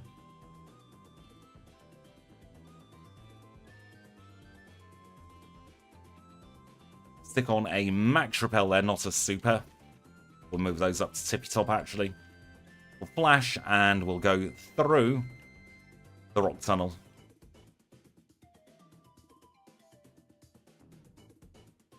It's very important to use a Max Repel there, because it gives you enough steps to get all the way to the power plant, whereas a Super doesn't.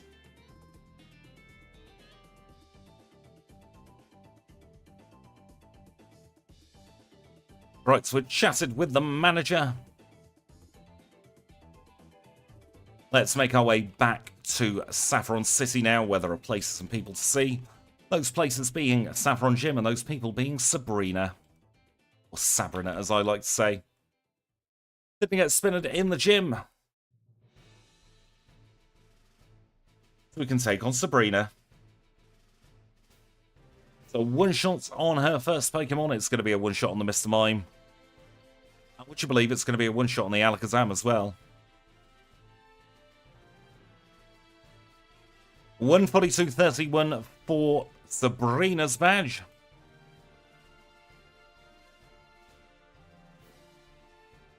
Yeah, it was kind of an unpleasant surprise seeing Zapdos wasn't there, wasn't it?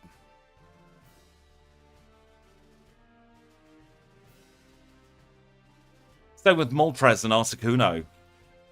And here we have everyone's favourite area. If by favourite we mean least favourite, it's Nugget Bridge.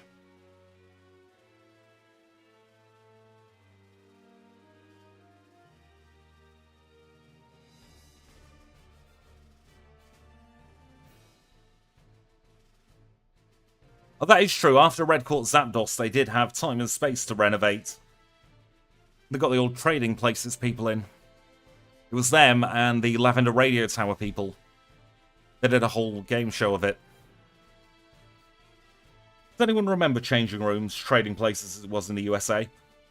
Two supposed sets of friends had a room done up by designers and they always hated it at the end.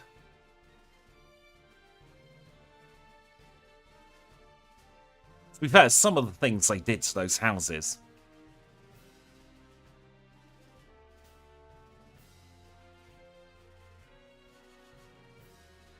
Do we not have any PP ups? Fair.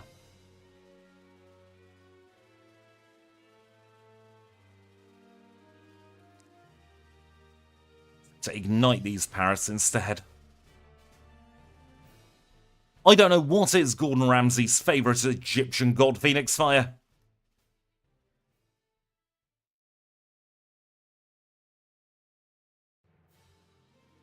I thought I had a couple too, but I can't see them and I can't be bothered pausing the timer. I'm not talking about the film, I'm talking about the TV show. It's rough. Boo. Absolute boo for that, but also I kind of love it. Oh, there they are. Just couldn't see them, that's all. Helps if you use your eyes to read, doesn't it?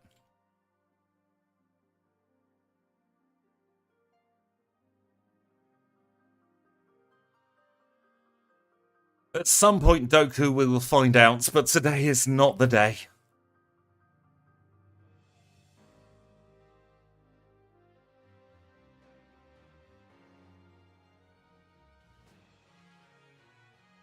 That's the sort of stream I've got to be feeling the vibes to do something incredibly difficult.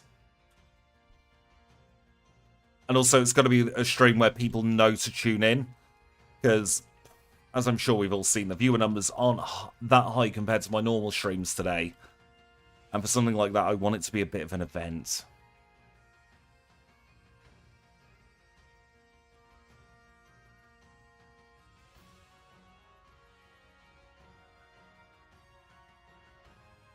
I didn't get the machine part.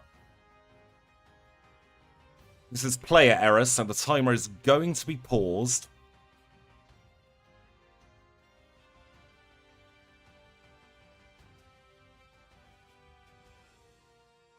Please don't cross-promote other people's channels.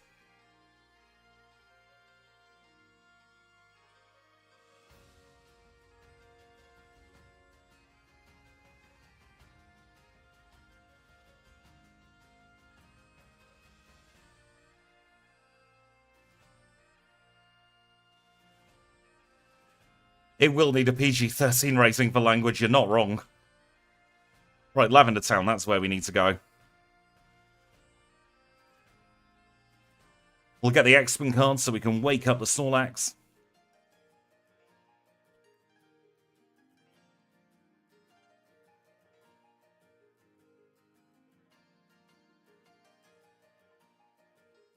One of these days we'll get a shiny Snorlax and I won't know what to do with myself.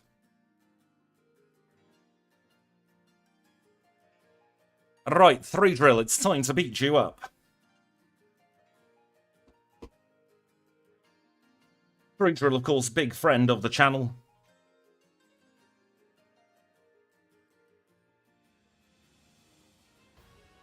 I generally don't watch other challenge runners, no.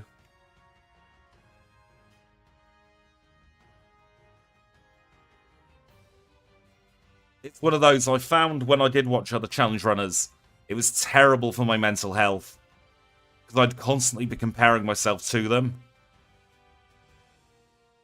I would consider catching the shinies, yes. Definitely. Yeah, I found that I kept comparing myself to them, and that's just really bad for your mental health. Because then you have that feeling of, I can do better than them. And you get caught in a loop of optimizing a single run, and it just doesn't work.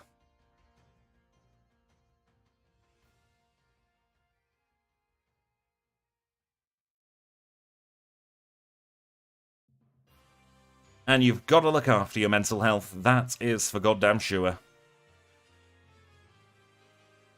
Already taking care of 3 drills, so we can go straight past Viridian Hedge Maze. Exactly, like, if I get a better time than another fictitious runner with a Pokemon, that's going to inflate my ego. Whether I want it to or not, that's what's going to happen. And then that's going to give a sense of arrogance. And that's something I really, really try to avoid.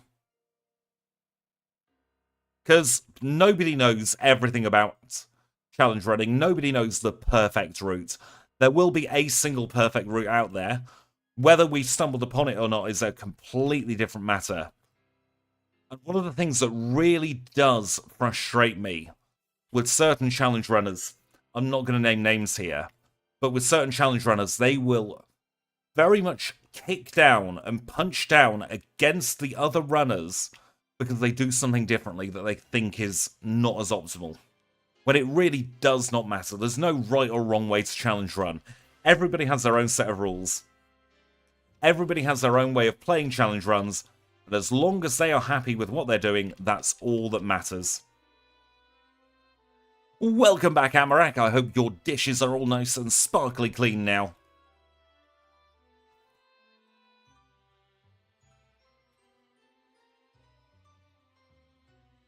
That is very true. It's all fun and games until you're on run 103 for bloody Magcargo. The thing is, I want to run Magcargo again. I've got such a soft spot for it. It's my channel mascot at this point. But it's so bad.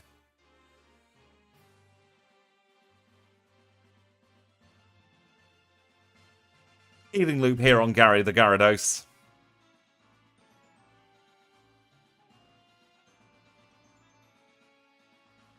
I need to do my dishes, but I'm not going to do them until after stream. Not really anything great we've got for the Arcanine, so we're just going to healing loop him.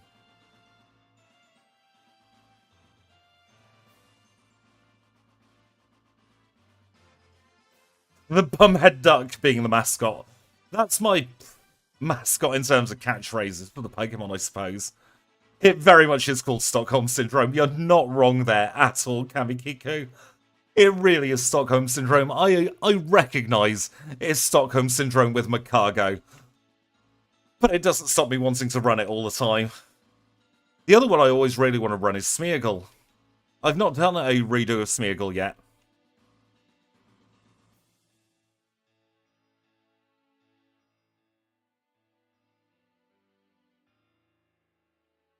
After Goldenrod we go.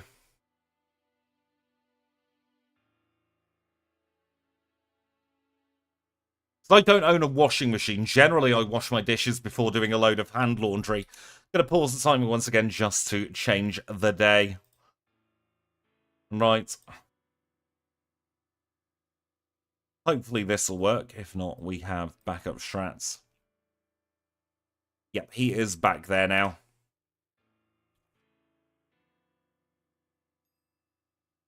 Not Flamethrower, we want other one. We want Thunderbolt. Goodbye, Fire Punch. You've served us well. Thunderbolt is going to be the play. Stick the lefties on. And let us now fly back to Silver Cave.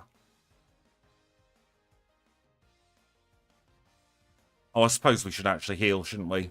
That'd be a sensible thing to do. Definitely consider doing something like that, Phoenix Fire. Never say never. I do want to start doing more silly challenge runs, shall we say. I'm also going to play through my ROM hack when version 3 is feature complete. The tutor comes back every Wednesday and Saturday, I do believe. But it's a one-time use per day, but he will respawn. Presumably Bill has an eye on him the other days. We don't outspeed the Pikachu, we never were going to at this level. In fact, where are my rare candies? I know we've only got 9 of them, I think. I think I omitted that last one. I'm going to use 3 straight away.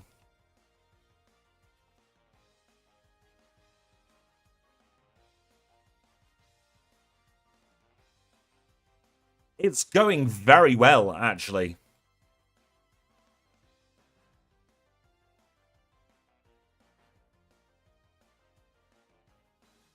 I tell you what, there's a little bit of time that I've factored in. Because I expected to do the next run at around about 2:30. What I can do, if we like, is before we do the Clefairy, I can take you round what we've got done so far in the ROM hack.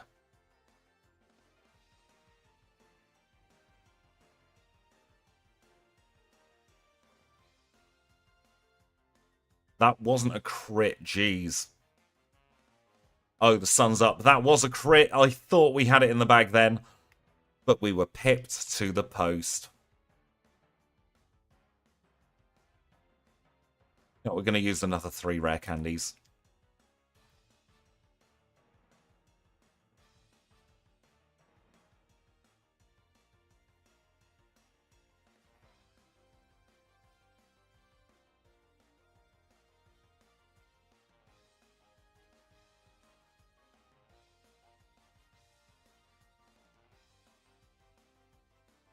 Nice crit. Don't paralyze me, thank you.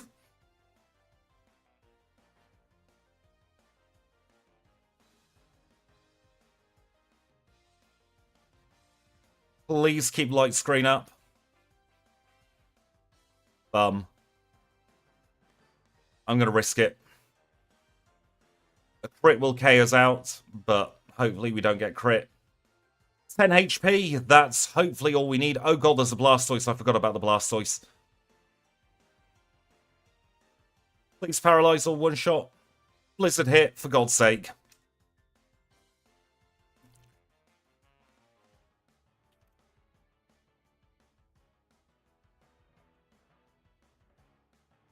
At least we outspeed the Pikachu now. Still don't outspeed that, and we got a Spadef drop, so we're going to start again.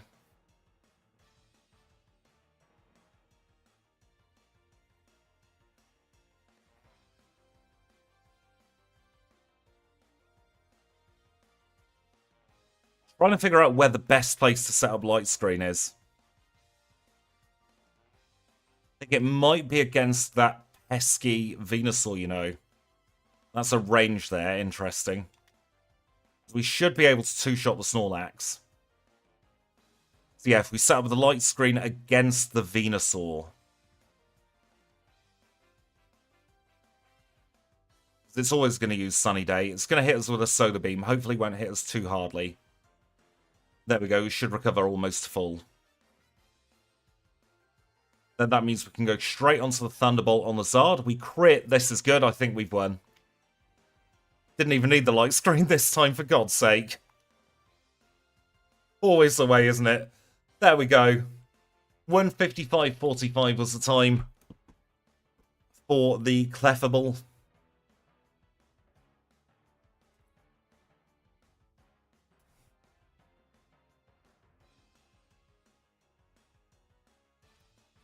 So 1:55.45 was a first and it was a stream. Sub 2 hours, what we like to see. Let's get that leaderboard all generated up for the first time in a few months. Yep, crit on the Zard and the Blizzard missed. When you prep, the RNG is like, you didn't need to.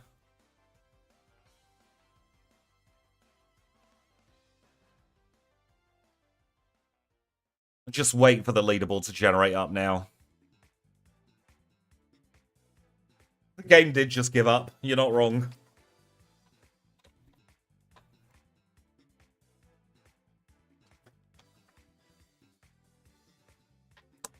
I mean, I'm never going to complain that the game giving us a win.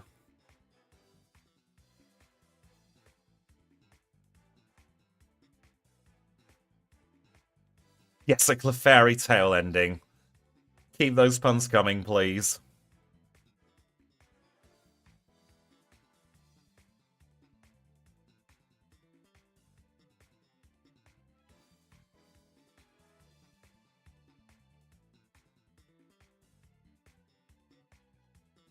Alright, that leaderboard took its time because we've got a lot of runs on there.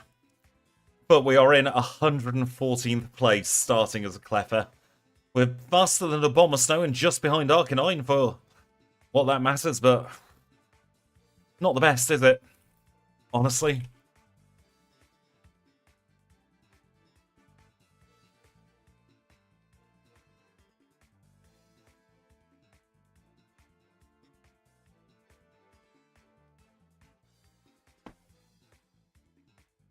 Right, now we are not going to start a new game on this, but this is the hack. We'll do this. I'll take you around some of the features for a little while. So the first thing that has changed is your first partner Pokemon are now going to be Smoochum, Elekid, and Magby. We have the candy jar in place of the rare candy. It's in the wrong place. Thank you for popping in, Doku. I hope you have a wonderful night's sleep, and I'm sure we'll catch up very, very soon. So the candy jar is an infinite use rare candy. You get the option to get it at the start of the game. You can also then use it. You can buy it for 50,000 Pokédollars if you decline later, so there is the option to get it later. Repels now work for 250, 100, 500, and 1,000 steps. We have some interesting items in. We've got the fossils in. We've got the Eviolite in, leftovers, and light clay. The air balloon doesn't currently work, but it is in there. EXP shares for some reason in the key pocket, not sure why. Repel steps now show on screen. That is one of the big things I like about this ROM hack. You can see the exact number of steps you have left for the repel. First new area is Cherry Grove Pass. This connects Route 32 over to Cherry Grove City. And that is available from Violet City onwards. So you get the old rod here now instead of in the Pokemon Center. Our next new location is Cherry Grove. We do have custom sprites for all the Pokemon in the menus. Not designed by me. There is full credit in the documentation for the person who designed it. Now, Cherry Grove is available to access from the very beginning of the game. And if you choose to go through Cherry Grove instead of Cherry Grove City, you will still get the first rival battle. There is a daily event Dojuo up here for you to battle. A few items. We have a new TM here. Well, we have a TM new to the Overworld in Generation 2 with Psych Up. And this brings you out at the top of Route 46. Route 46 has been slightly redesigned to give it a bit more purpose.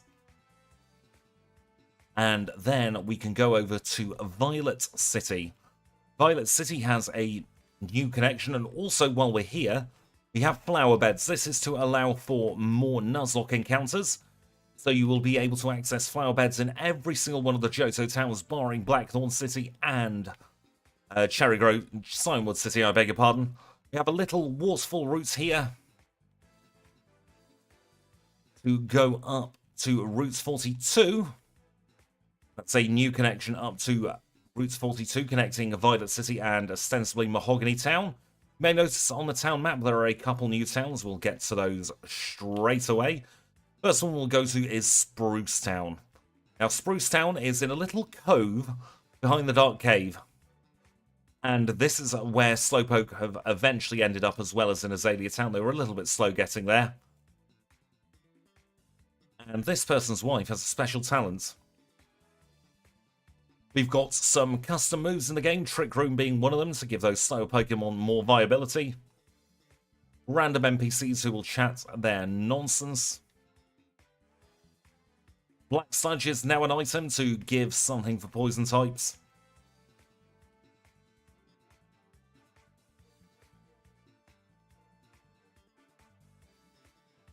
Pokemon centers act as normal. However, on the second floor, we've removed any trading functionality. We have an NPC who will tell you how many times you've fainted. We've got a time change man. So now you can change the time without having to reset. And this guy sells you the candy jar. This brings you back out onto Route 32 with a newly buffed Birdkeeper Peter. Let's make our way to Goldenrod City next, where we have yet more flowers. We also have a sandwich shop. Now, the sandwiches work similarly to they do in Generation 9. And if we have a sandwich active, you can see on the pause menu, it'll tell you exactly how long it is, and it will give you a boost to your shiny encounter rates. Moving on to Olivine City, we now have another sandwich shop here. Crabway is the name of the sandwich shop, by the way. And up here, we have Olivine Way. Olivine Way has a move tutor who will teach your Pokemon Trick, rather. Another new move that is in the game.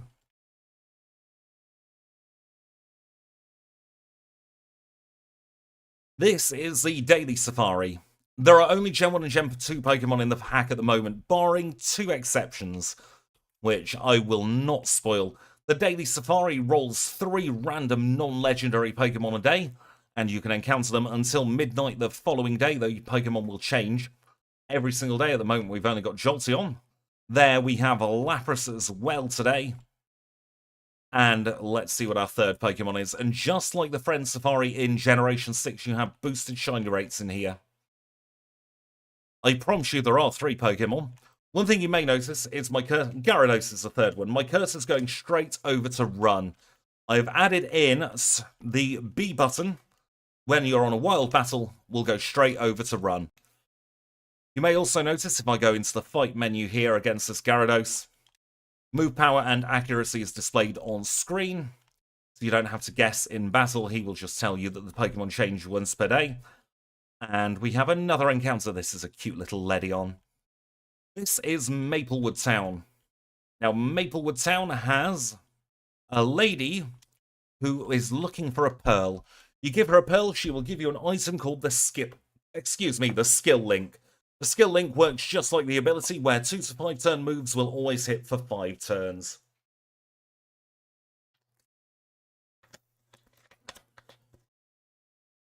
There are other held items with temporary names that don't have locations yet, but we have one to hold to prevent sleep. We've got one to hold to prevent paralysis, one for poison, one for freeze, one for burn, and one for confusion. The NPCs all talk random garbage. There are, let me just, in fact, get up my documentation, so I won't be able to move for a hot second while I get my documentation up. But I can tell you that the following moves have been removed. So, Double Slap, Razor Wind, Bind, Slam, Mega Kick, Jump Kick, Horn Drill, Absorb, Bide, Bone Club, Clamp, Constrict, Kinesis, Sky Attack, Bubble, Psywave, Mind Reader, and Rock Smash have all been removed. And in their place, we have Bullet Seed, Aerial Ace, Power Gem, Will-O-Wisp, Nasty Plot, and Signal Beam, Ominous Wind, Trick, and Leafage, Bug Buzz, Roost, and Bulldoze, Flash Cannon, Trick Room, Drain Kiss, Power Trick, and Brick Break. So they are our replaced moves. A couple of TMs have been changed around. So False Swipe is now a TM in place of Detect, because Detect is no longer in the game. And of course we have the Psych Up TM. Mudslap's TM has been replaced by Roost. Now Mudslap is a tutor move now on Route 32 in the Pokemon Center. Trick can be taught by Move Tutor, as well as Signal Beam, Flash Cannon, Ominous Wind, Stealth Rock, Reflect, Light Screen, Bug Buzz, Power Gem, and Will-O-Wisp. So they are all tutor moves dotted around the Johto region. New mechanics: the game will automatically place you outside your home in New Bark Town when it detects a version change to prevent accidental soft locks, and sleep will now last for 1 to 3 turns like it does in the Battle Tower. So now what I want to do is I want to go over to Cianwood City, where there have been some changes. Cianwood City now has a Pokemon, and every single Pokemon with scale like from Generation 4 onwards. So you don't have to worry about going to a specific location. This is a gift shop. Pick up a souvenir. And you can see you get all the evolution items, including the linking cord. Any Pokemon that evolve via trade will either evolve via the linking cord or the held item they need to evolve during the trade. The Team Rocket sections have been significantly cut down. Back in Goldenrod, there is something else I want to show you, but first we need to go to its Lavender Town. In a Lavender Town, there is an NPC.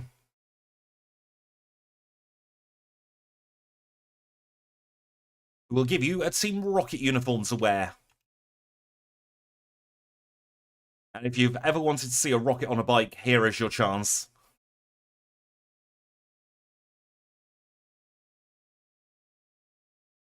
Before we go back to Goldenrod, there is one new town. This was in a previous version. This is Bijou Town, with Bijou Walk and Bijou Cliffs, just giving you an alternative route between Lavender and Fuchsia City. Back in Goldenrod City, this is my new hack, NevG. Back in Goldenrod City, if you go in here with a rocket uniform, you won't be able to access the radio tower, and this person will say, "Don't talk to me." And very quickly, because we are running very close to needing to start the Clefairy run, get ready. I'm going to read through all the quality of life changes because there's a hell of a lot. So, you no longer take poison damage on the overworld.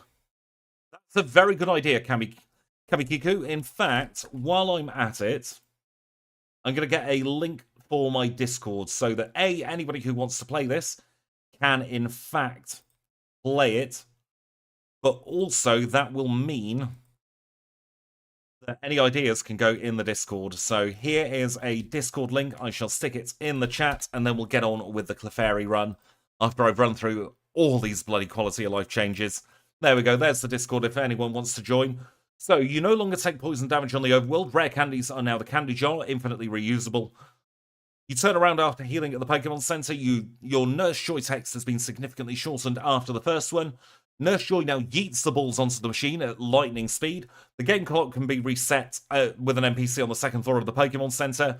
Any items stolen by NPCs who use Thief will now be resold back to you on the second floor of the Pokemon Center. Trainer card shows Kanto badges on the third page. Repel steps will show on the pause menu. Sweet Sense and Headbutt will now prompt to ask you to reuse if you want to after battle. Pressing B on the battle screen in a wild encounter will put the cursor over to run. Kurt finishes Apricot balls immediately.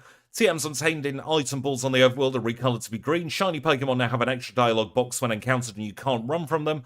Third player gender has been encountered, so you can be male, female, or neither. Roaming Pokemon, the only Pokemon that will flee in battle. The dead cow produces eggs twice as often and will continue to produce eggs after declining one. Eggs can be released from the PC, but that's a bit temperamental. You can fish while surfing. Wild battles are shortened with the option, if we go into the options menu now, we have Fast Battle, Intro, Antro, and both. So you can speed up those wild battles if you like. Bill will now call you when your box is full and ask you to change box. A move reminder's been added in Blackthorn City. We have the running shoes, so you can run at double quick speed. You can fly across regions between Johto and Kanto. You can see that just like that. A gardener on Route 34 has been added, so you can chop down this grass so you can hatch eggs quicker. Thank you for joining the Discord, Amarak. In terms of mechanics changes, mass outbreaks, talk to the TV in Newbark Town, and you'll get a mass outbreak similar to Scarlet and Violet. Limited number of Pokemon will spawn. You have boosted shiny rates while those Pokemon are outbreaking. It can be anything, anywhere, with set number of encounter tables. Headbutt and Rock Smash encounters now scale per gym badge. It's 5 times the number of badges you have. If you have no badges, then the level will be set to 5. Pokemon inventories now scale per gym badge and are consistent throughout all the regular Pokemots. Pokemon that evolve via trading will now use the linking cord or the item they need to hold to evolve. Certain moves have been removed and replaced and others have been rebalanced. Chinchu is now in the medium snow experience group. Primo returns to Violet City. He will give you the egg, and that egg is dependent on which Pokemon you pick as your first partner. Jasmine now gives you the Earthquake TM instead of Iron Tail, and there's a new side quest where you do need to use Earthquake. Cooldown for wild encounters have been doubled to 10. Dark is physical and Ghost is special. Flower pots have been added. You now receive a medicine box for giving the red scale to Mr. Pokemon. That will let you heal 3 times outside of a Pokemon Center in a row. TMs are infinitely reusable. Repels are 250, 500, and 1,000 steps. Multiple berries and apricorns from a single tree stored in a new pocket. Fastball's now the quick ball. Moonball is now the dust ball. Text TM has been replaced by False Swipe. There are new held type boosting items are now for sale in the Goldenrod Underground. We have the Light Clay, a new fishing rod, Shiny Charm, Catch Charm, the fossils, and so much more in as well. Rock Smash is now Brick Break. Field moves can be used as long as you have the Pokemon in the party that can learn the TM and HM and the badge required, as well as the TM HM in the box. Yes, a squidgy stream where I'm currently reading through a long list of things we have changed. We have micro abilities. I promise you we're getting towards the end of this. I've been very busy, as I'm sure you can all tell. Leading with certain Pokemon will guarantee a headbutt encounter. Leading with other Pokemon will guarantee a fishing encounter. Leading with the Keen Eye...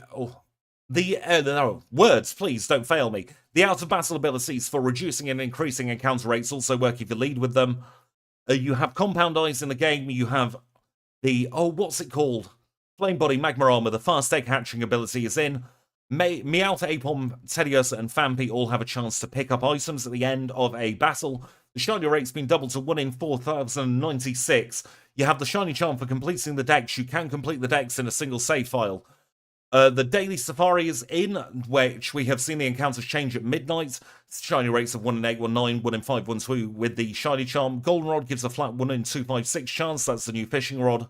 We have sandwiches. We've seen those. You buy them from certain places in the game. We've got chaining in as well, so you can chain a species. So we don't particularly want to battle them. I will say that a lot of the trainers have been buffed. That is courtesy of Lucath. So a lot of the trainer stuff has been out of my control. I've been working on the features. So you can now chain your Pokemon, as you can see.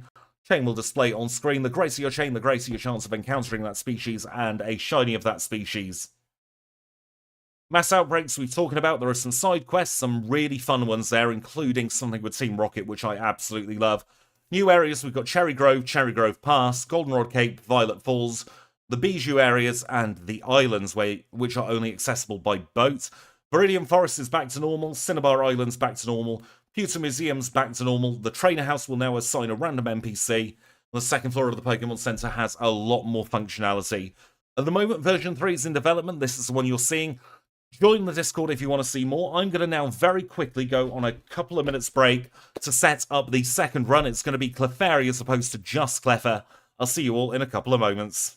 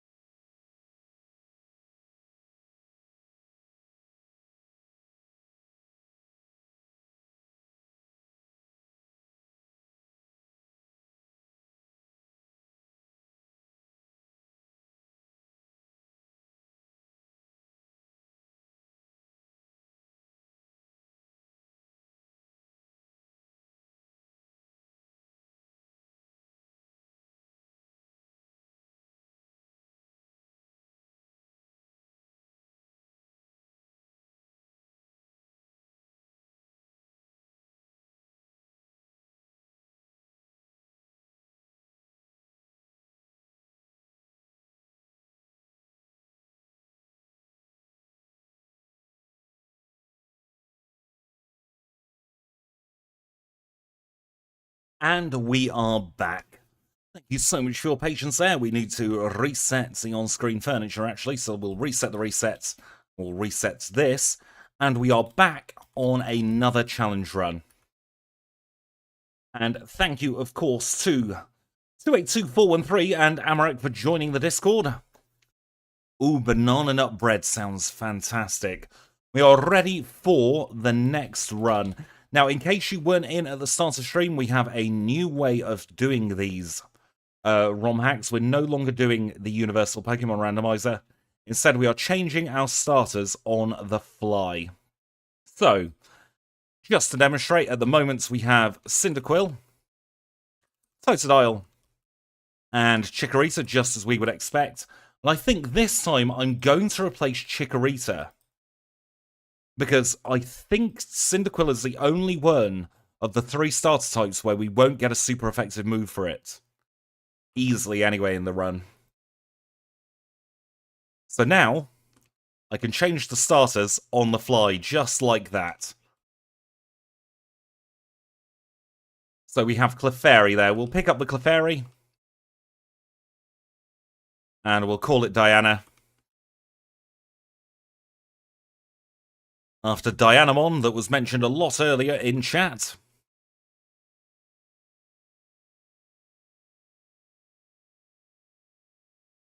And we will drop a hard save there, just in case. And with that, we're good to go for the second run of the day. Only 3 minutes behind time, not bad.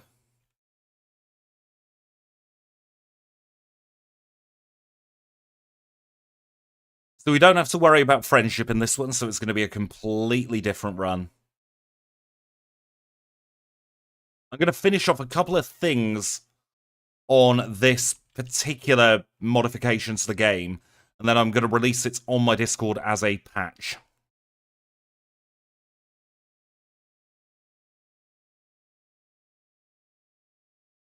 Thank you for staying in, Phoenix Fire. I appreciate it. It's getting late for a lot of you.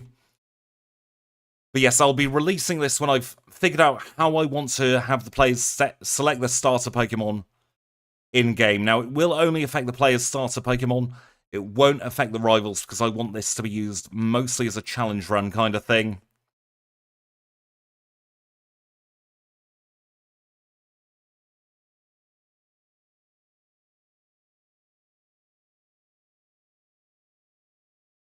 But Pokédex has been acquired.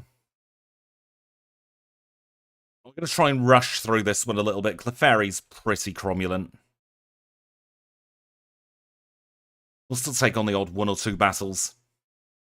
Our big issue here is going to be speed, but we'll get the Quickie C just past Goldenrod, won't we?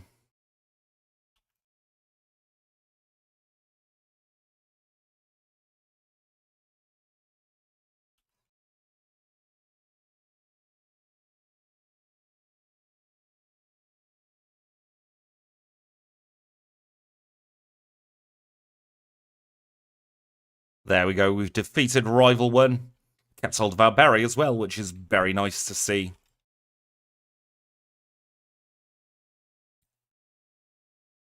So let's now move on and call the rival triple question mark, as we always do. Now, one thing that's interesting about Clefairy is it's too slow to learn Swift. So we're going to be stuck with Pound, really. We do get Defense Curl, which makes Curl Out a little bit more viable. Still not sure we're going to use it, though.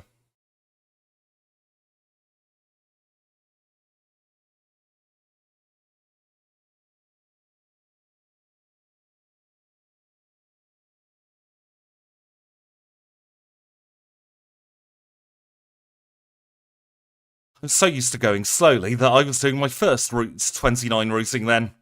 It's going to go and get the berry for the 3rd time. Goodness me. Still want to take on a few battles early game.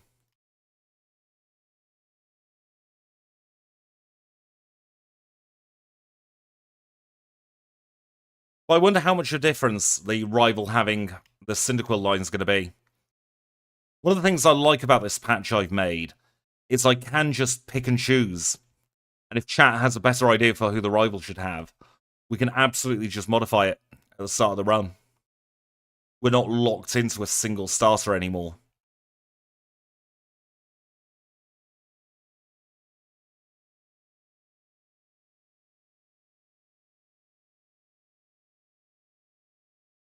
Grab ourselves a potion, we'll grab the bitterberry. And then we'll inevitably get poisoned. We always do.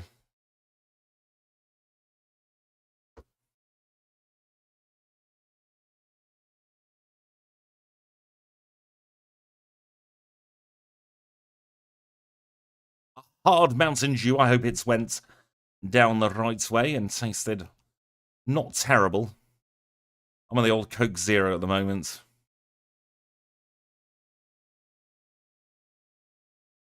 Trying to cut out the sugars right about now.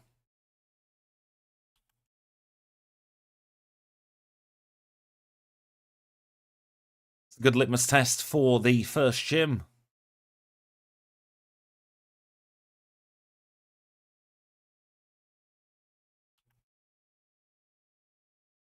See, I can't drink energy drinks. They raise my anxiety too high.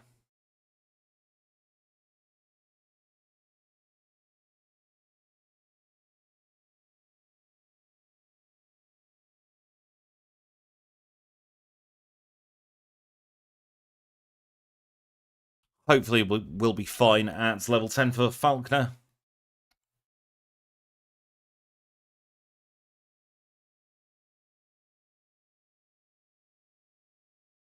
Risk it. We managed to send it to sleep. That's what we like to see.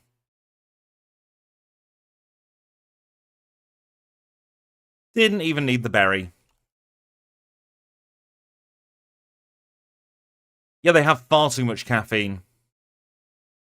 They give me the jitters and the anxieties, and I don't like them. I mean, I exist in a state of perpetual anxiety anyway. Every time I click the go live button, I have a massive panic attack.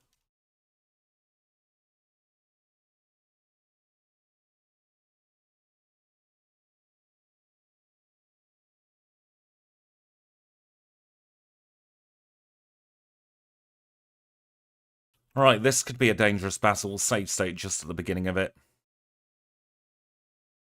Exactly, do not drink and drive. Very, very solid advice there.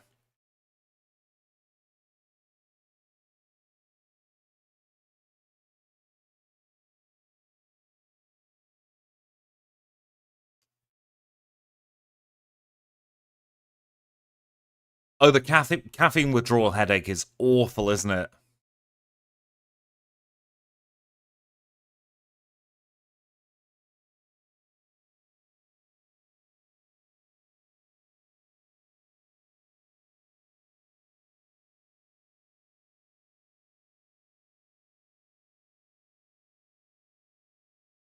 So I'm one of those fussy people. I don't drink alcohol at all. I don't particularly like the person I become when I drink alcohol. So I decided at a very young age to refrain from consuming it anymore.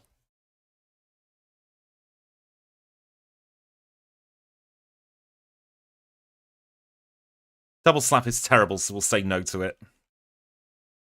High encounters this time.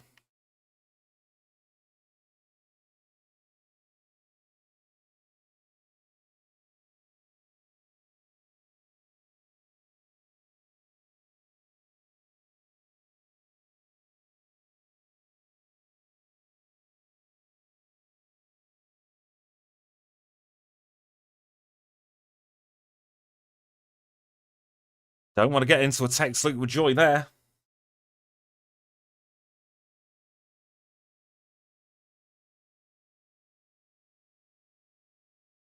Third Keeper Peter should be relatively easy.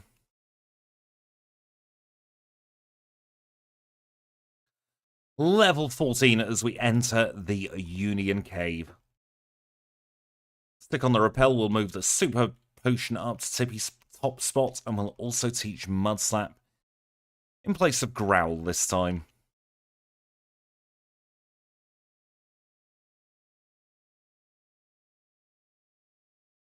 Goodness gracious, we got another Great Ball there.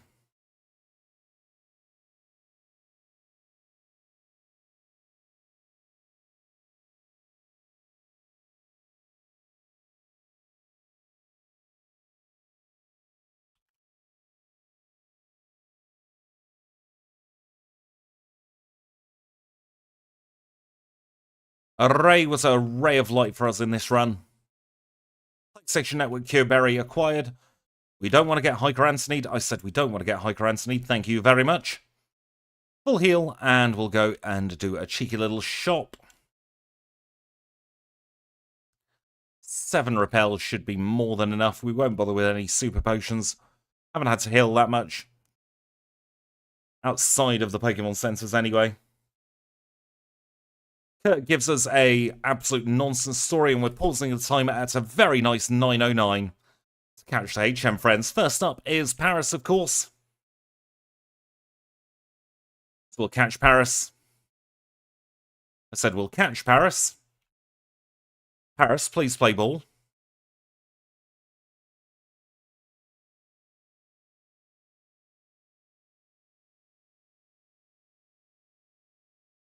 For goodness sake, Paris. There we go. And there's the Psyduck. Guaranteed us encounters 1 and 2.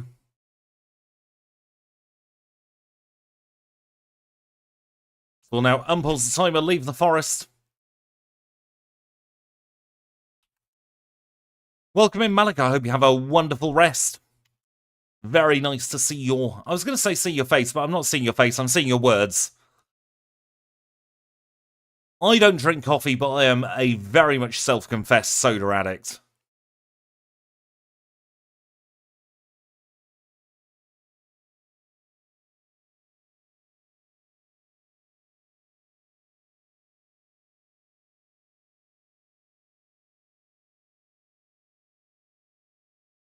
Grab ourselves the next super potion.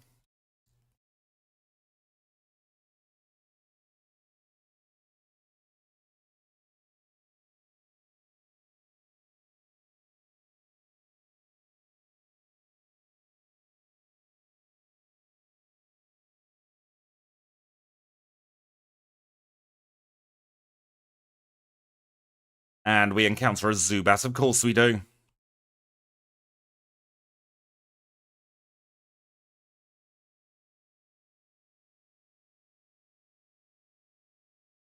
Didn't have any issues at all with this coughing.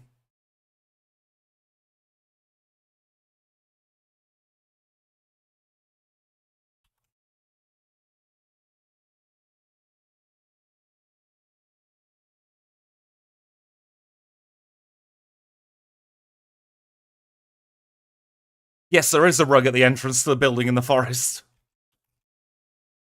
It's the red carpet because we're a VIP.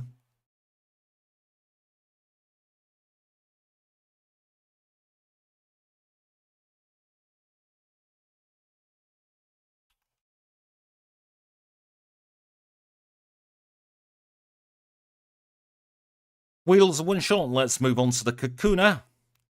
Couple of shots knocks it out. 5, what a scam. Speed tie on that Beedrill as well. Final trainer is Bug Catcher Josh with his Paris. This is a very dangerous Paris because it can status us. Didn't this time though, which means we don't need to go back to the PMC to heal.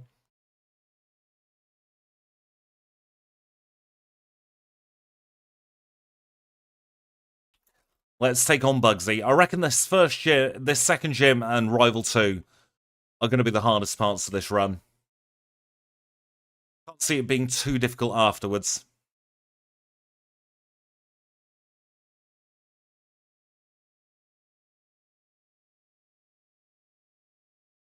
Minimalize, interesting. No. So we'll send it to sleep. And we'll hope that this will give us enough turns to stop Fury Cutter building up too much. Which it did. Fantastic. Bugsy's badge in 1-2-2-1, 12 minutes and 21 seconds. What a difference it makes not being a Cleffa.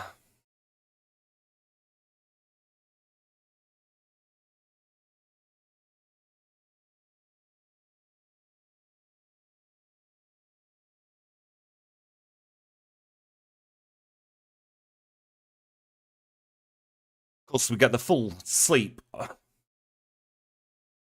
against the Ghastly.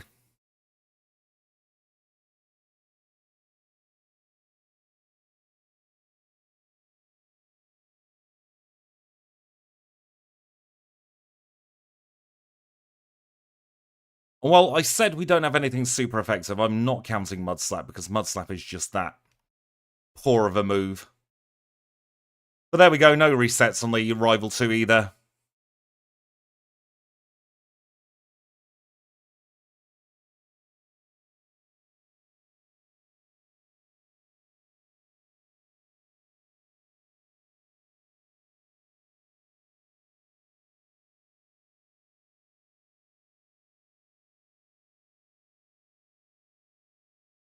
We'll reunite the Far-Fetched. Get ourselves HMO1, which is, of course, cut. Teach cut to Paris. We'll use another repel. We'll chop down the tree.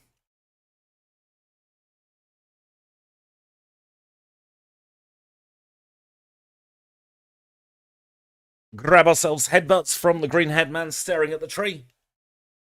And now that our repel has worn off, we shall teach it straight away to good old Diana. Diana, the male Clefairy. Stick another repel on. We'll grab the pair of ethers here in the forest. Seeing as they're on our way. Won't bother with Sweet Scent, we won't need it in this run. We're in the fast experience group. And I like slot 4 now for Mud Slap these days. Not Mud Slap, Rock Smash.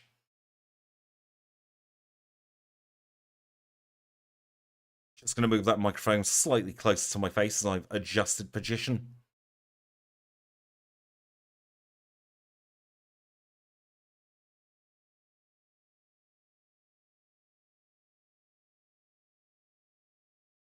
Right, Specsavers, battlers. Show us your duck, as Snowy says. Actually, I lied earlier. There is one runner who I will always make time to watch. There's the guaranteed Abra. It's working now. There is one runner I will always make time to watch, and that is the wonderful Snowy. They were in chat a little bit earlier on today. Yeah, I will always make time for Snowy. One of my truly dearest friends is Snowy. Not got a bad word to say about them, and they don't have a bad bone in their body. Genuinely lovely person. They're the person who got me into ROM hacking in the first place and supported me throughout the early stages where I knew the grand sum of nothing.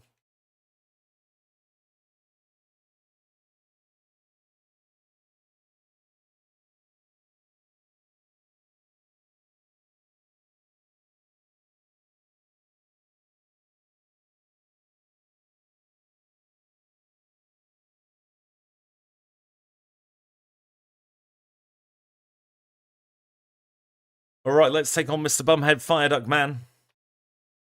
He was bad for us in the last run, but we crit the first Bumhead Fireduck.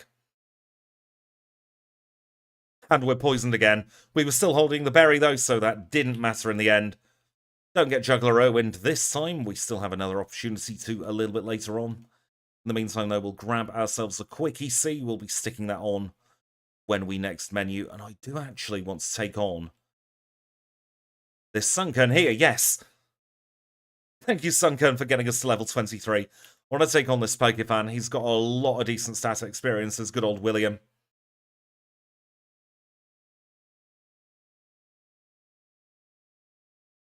We shall get ourselves a good dig TM here. We'll be teaching that to Paris in a hot second.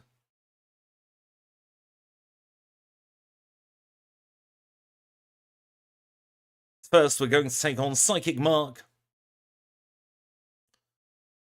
with his pair of Abra and a Kadabra. Oh, nuts. Thank God for that. And because of that, we won't take on Schoolboy Allen on our first trek up Route 36. Do a little bit of housekeeping now, reordering the Pokemon in the party. Teach Dig to Paris. Well, no, we won't stick on another repel. Goodness me, what am I doing that for?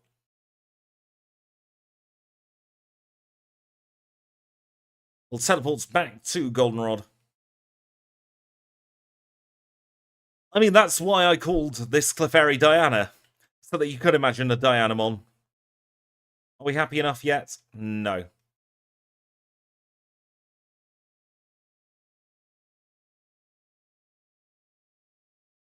But we are well off enough to pick up one of each of the punches. In fact,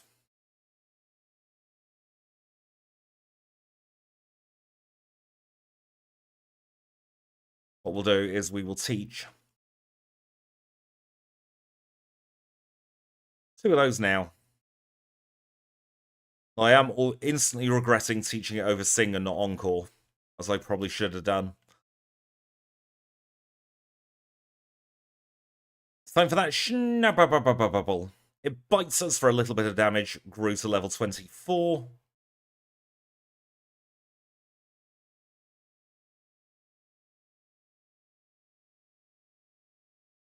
I wish it was a Wonder Woman reference, that would have been fantastic. Right, Bridget is down. I'd say the Bridget has collapsed. But talking of bridge collapses, wasn't that terrible a couple of months ago? It's Clefairy versus Clefairy, but my Clefairy's better than her Clefairy. She's gone straight for rolling out. And it didn't even matter, we crit her and we won.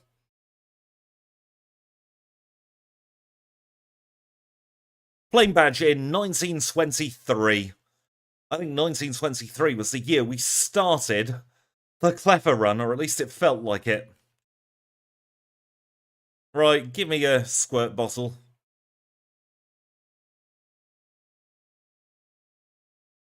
What a difference it makes starting as Clefairy. The weird tree attacked. Oh no, run from it. Get TMO 8, which is a Rock Smash. We'll be picking up a couple of Rock Smashy bits in a moment. First, we'll say hello to a Growlithe, and goodbye to a Growlithe.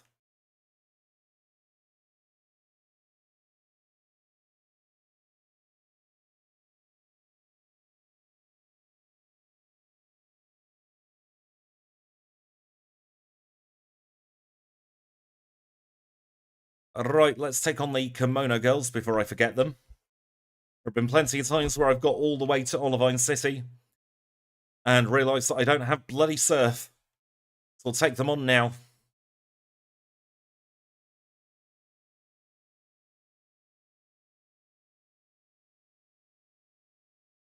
Also realised I wasn't holding the Quickie C this entire time. I'll stick that on now before I forget. Let's make good use of the menuing. Parrish, you can learn Rock Smash.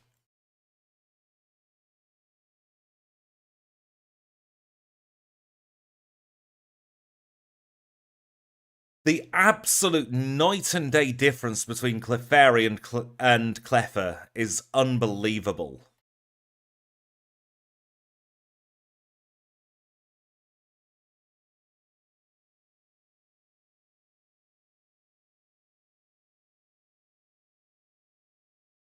We've gone from one of our slower paces to being one of our quickest paces.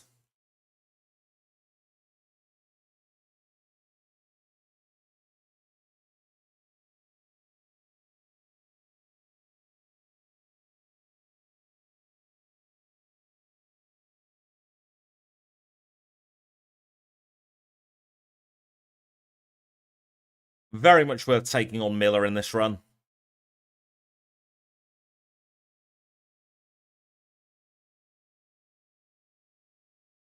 I hate that hiker with a passion.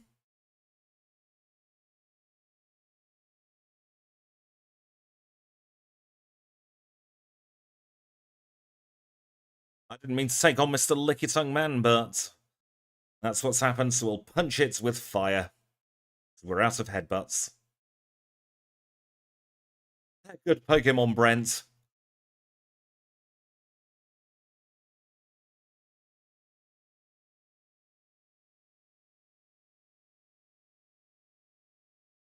Level 29 against Ron there.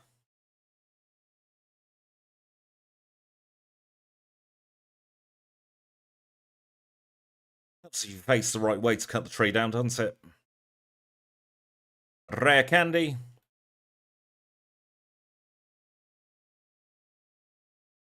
You know what we will get? We will spend the extra 10 seconds or so and get the elixir. Could come in handy for the rocket section. Grab ourselves hidden power. We'll teach that for the ghost type gym.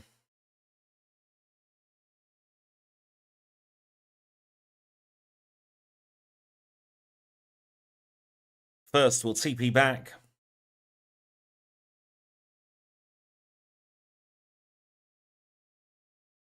There's the bike shop call. I think we'll do early Olivine this time. Gonna play it safe. No need to take any major risks. Take on a couple of trainers en route. Generally the easier of the trainers.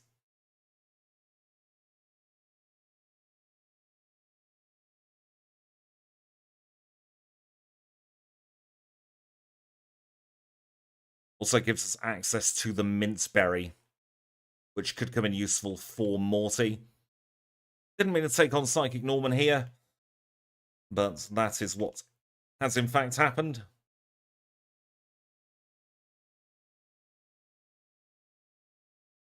We'll reunite the married couple, then we'll head our way into Olivine, do the lighthouse, chat with Jazz, all that jazz, so to speak. Then we'll move back to Ecstasy, get the gym arrival done. Before we know it, we'll be at Chuck and Jasmine.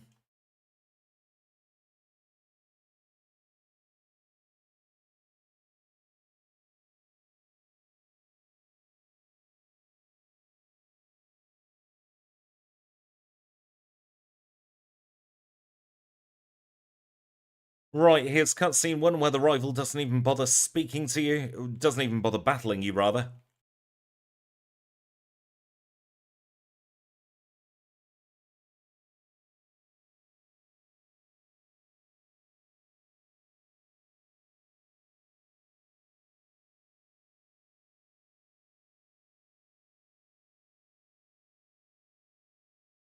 Right, this is Gentleman Alfred with his Noctowl.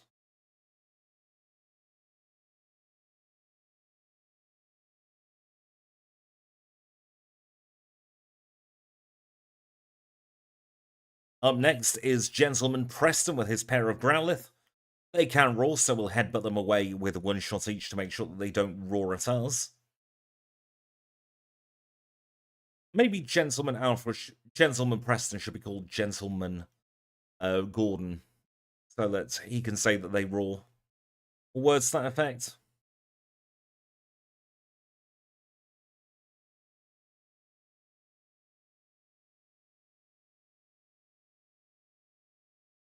There's Terrell, there's the Ether. You know what? You caused us so many issues in the last one, Ernest, and I called you a bitch. We'll knock you out now. Come on, Ernest, you and me, 3 PM at the flagpole. Super Repel, we'll chat with Jan, she'll feed us a whole load of lies.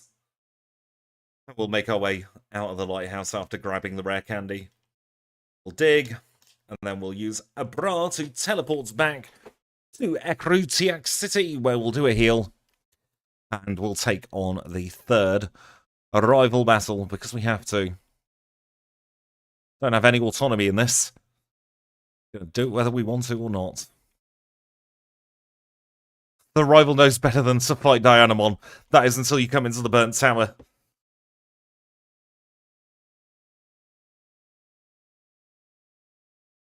One shot on the Haunter. Magnemite comes out next. We'll punch it with fire. It goes away. We'll punch the Zubats with some ice, and then we'll give a Croydon kiss, a headbutt as it were, to Quilava. Damageless rival. We'll fall through the floor, we'll release the beasts, and we'll get on with our lives.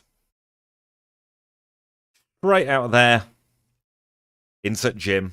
Into gym. That was very Lancashire of me then. Right, Ice Punch is going to be a one-shot, so we might as well preserve our Hidden Power PP for when it actually matters. However, what I am going to do is I'm going to move Hidden Power up to Tippy Top spot. Just so that we don't accidentally misclick. 5 Ghastly, all as weak as each other, so we can say goodbye to all of them. And up next is going to be the next stage. We'll take the skip on the first medium.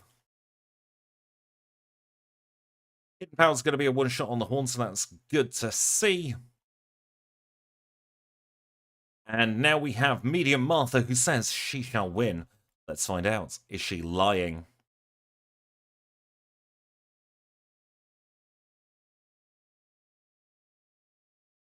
Kind of want to teach Metronome, but we're on a good time, so I can't. Martha, you're lying, and lying makes baby Jesus cry. Use the Mint Berry for safety here against Morty. One shot on the Ghastly, of course. Should be a one shot on the Haunter. It's the Gengar we're vaguely worried about. It's got a Miss Hypnosis, which it doesn't. Big pile of bum. But it was only a one-turn sleep. It doesn't matter. Goodbye, Morty. Level 35 acquired. Fog Badge acquired. Things are going well.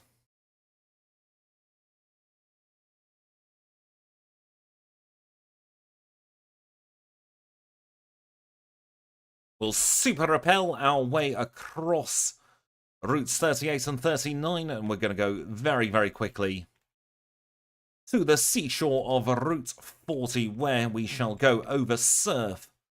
Teach Surf to Psyduck. We'll also teach Strength. Repel runs out in a very awkward spot there. Are we going to get Swimmer K-Lead? We are not going to get Swimmer K-Lead. Now, Cleffa didn't have a nightmare at the next gym. I'm hoping that this will be the same for Clefairy.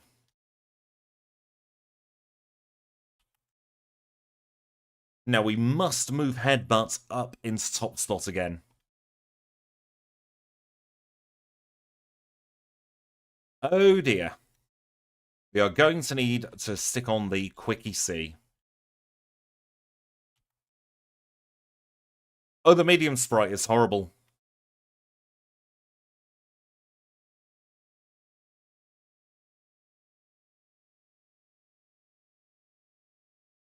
Let's reorder the moves that way, shall we? Looks like we're having some issues with this Hitmonlee this time. We got very lucky last time, it seems. We know we can do it. It's going to be quicker than going to get the Evolution Stone. Just need a Quick Claw proc. That's all we need. Just one Quick Claw proc and we're through this battle. But we're not getting a Quick Claw proc. It's a 23% chance, for God's sake.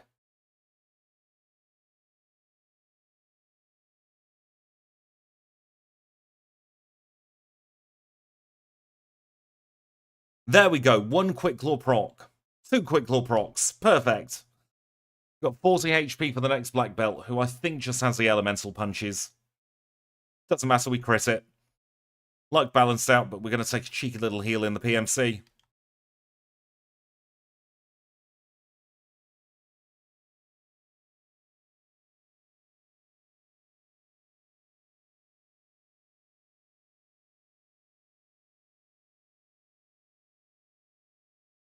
Out of all moves, you chose Seismic Toss? Really?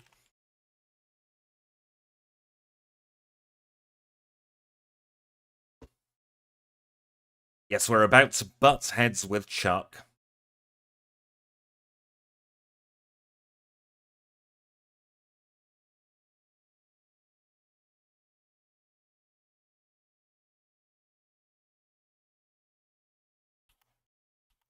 Hitmonlee obviously does represent Wonder Woman 1984. I don't know that reference, but I'm going to say yes anyway. Same situation we were with Hujamakulit, Cleffa. We're just got to roll for the luck here.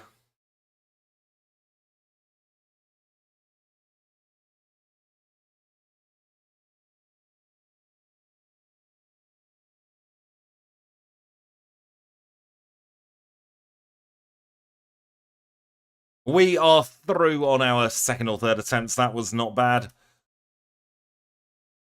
Storm badge in 3257.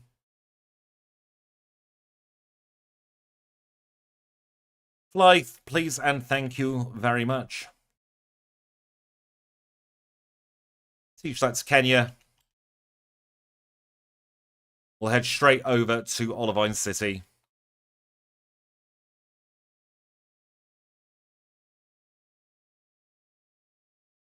We might as well take on Jazz now, because we have Fire Punch on the learn set. She's not going to be difficult.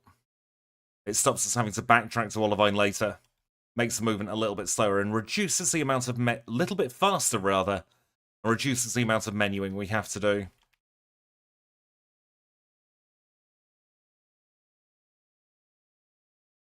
Right, Jazz, do your worst. I dare you. Fire Punch on the Magnemite, it melts. Fire Punch also on the Magnemite, and it melts. Fire Punch on the Steelix, Iron Tail hits us. It crits, but it doesn't matter. Jasmine is done. 114. 34-11 overall.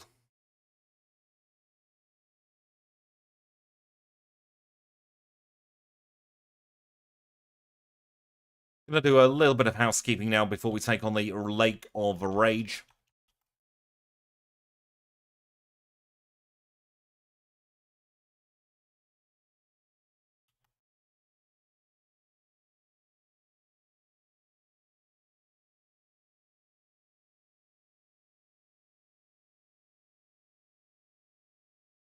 Exactly. Jasmine did get paunched there.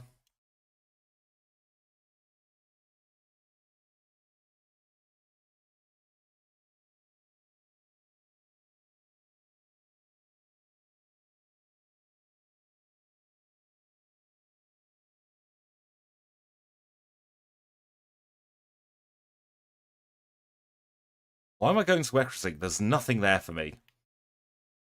Again, nothing in Mahogany. I want the Lake of Rage, for God's sake. There we go.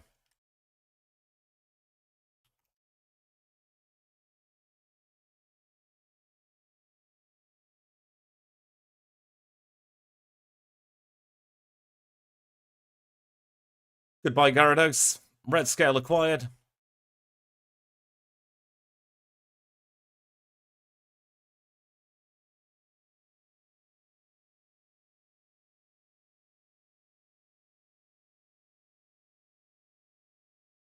Let's do the rocket section, shall we?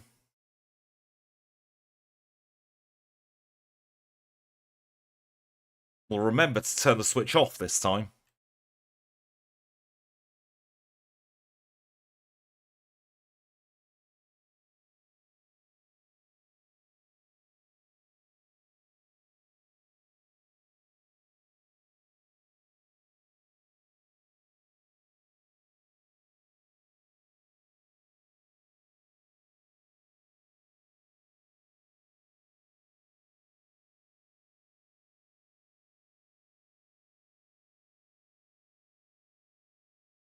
Wrong move, Squidge. Fire Punch the Magnemite. There we go. All three should go down very simply now. We didn't get punished for that. We'll turn off the computer.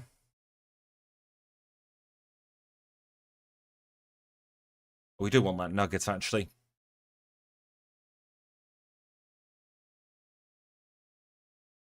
And we'll take on the rocket section.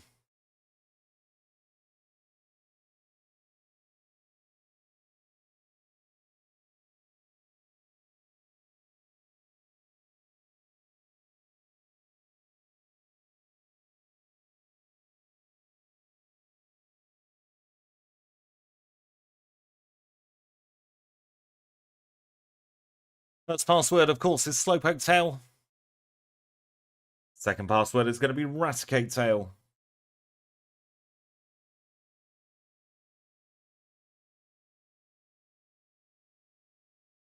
Protein acquired.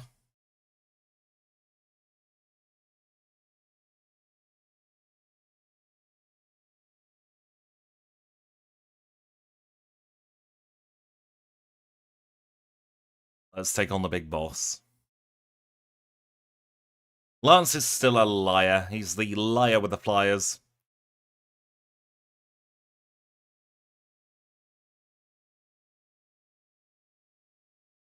Welcome back, GG. I hope you had a safe trip back on your way home with your friend.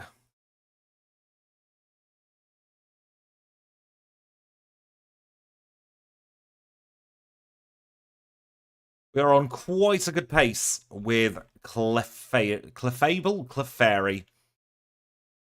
Be on better pace if I didn't walk into a trap.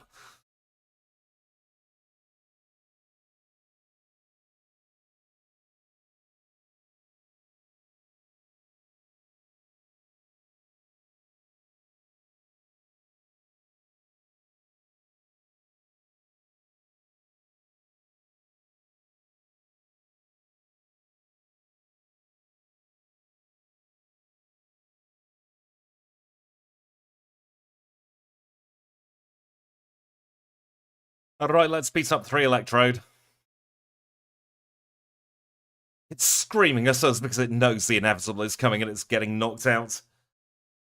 Number 2 comes up. Hits us for a piddly amount of damage.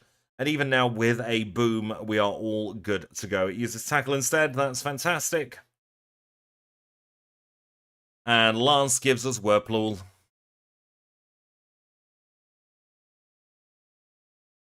We'll dig our way out of there. And we'll go straight into the Ice-type gym, where we have good old Price waiting for us.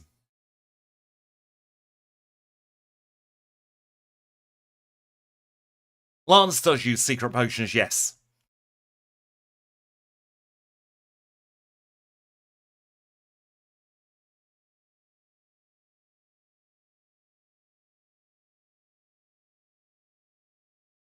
Glacier Badge in exactly 40 minutes. Rocket Radio Tower. Shut up, Elm. Nobody likes you. I keep picking up that bloody Max Revive. We have no need for it. See, I'm not a big film watcher, but seeing people get excited for films always makes me happy.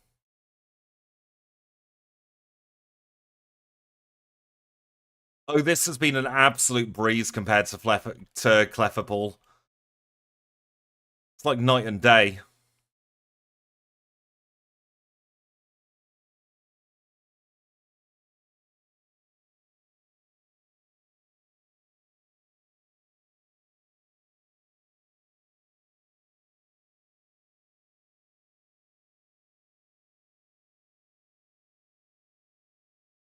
That was some of the worst menuing I have ever done in a challenge run, ever.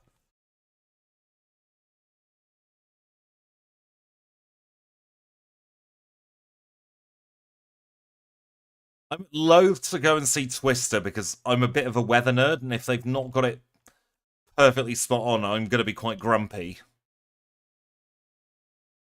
The Day After Tomorrow is one of the most infuriating films I've ever seen because of how completely inaccurate the meteorology is in that game. In that film.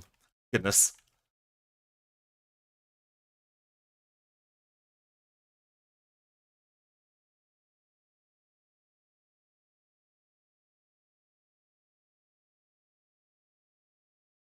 It is a very good turn off your brain film.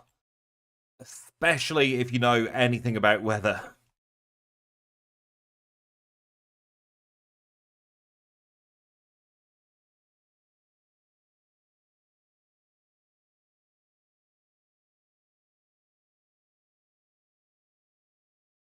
We watched Twister in Year 7 Geography, but we only got about a third of the way through.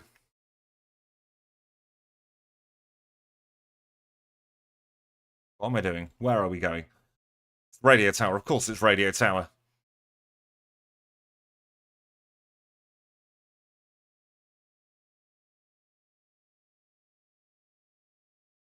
What's really scary to me is that 2012 and the hysteria about that is now closer to the turn of the turn of the the turn of the millennium rather than it is to today. Like when was that allowed to happen? It should be illegal.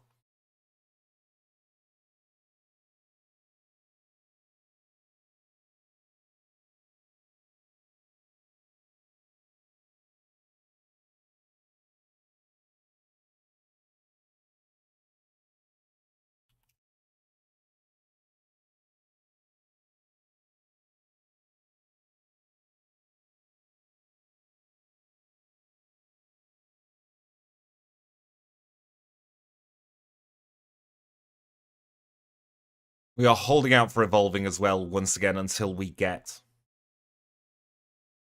our hands on light screen, because that could serve as well in red if we play our cards correctly. Where are my vitamins?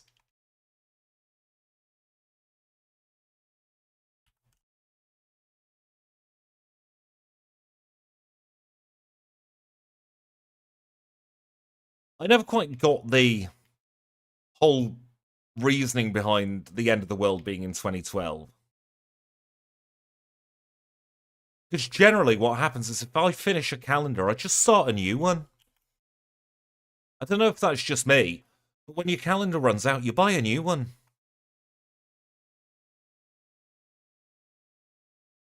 I mean, who buys calendars actually in this day and age, to be fair?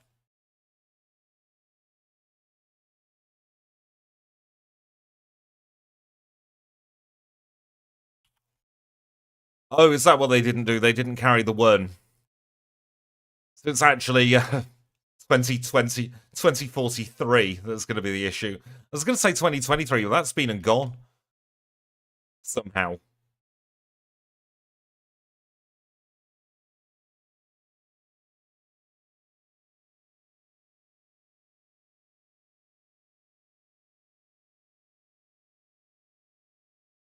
Generally, the only time we get calendars in this house is if the local Chinese takeaway gives you one at the start of the year. I don't know if that's a uniquely British thing, but over here, Chinese takeaways always give you a calendar in December with their phone number and stuff on. It's a genius stroke of marketing.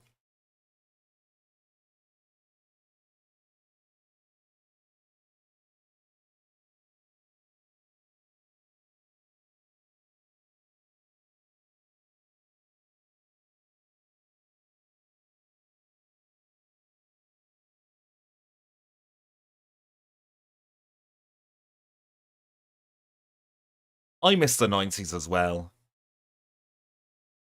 Oh, scam. We're very close to getting enough Pokédollars for the next vitamin.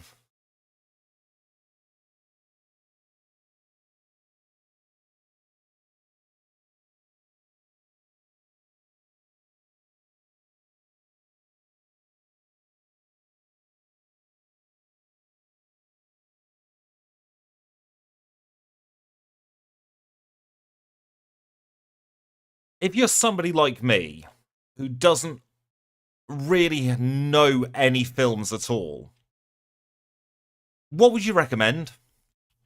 It's like the films to watch, the must-sees. So everyone's got to have at least one must-see film. For me, it's one of very few films I've seen, but it's got to be Airplane. Love that film.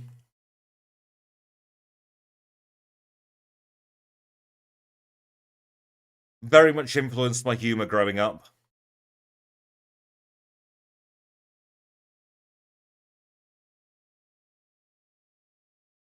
I'm fairly certain some films have to transcend the genre. There's got to be some films that are like, yeah, this is a must-see regardless.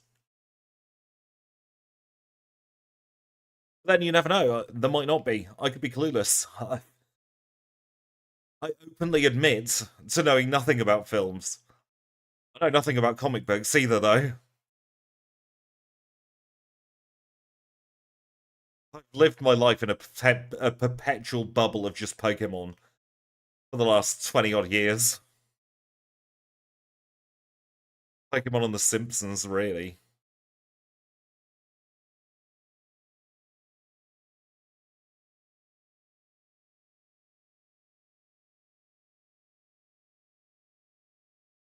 See, I'm an absolute wimp. So if there's anything even remotely gory in a film or a TV show, I just won't watch it. Which does cut out a lot of horror. I've heard good things about The Matrix.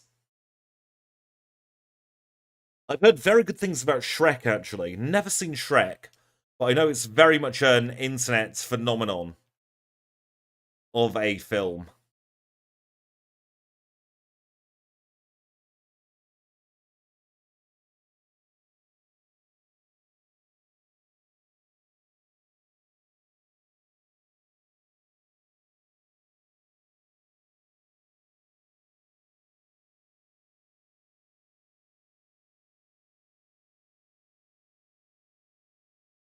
Going to teach Return in place of Head Butte now, because I think Head Butte has really outlasted its welcome. It's not strong enough to one-shot a lot of the important Pokemon.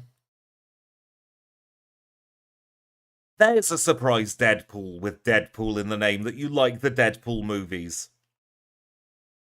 That's up there with Snow in December.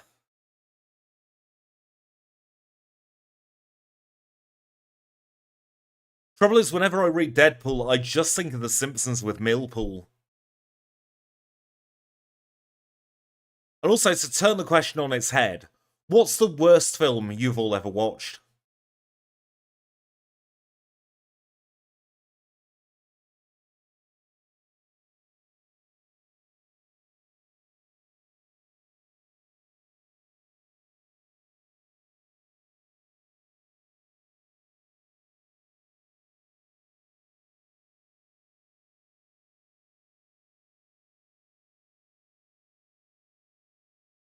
There are going to be some films that are really just stinkers.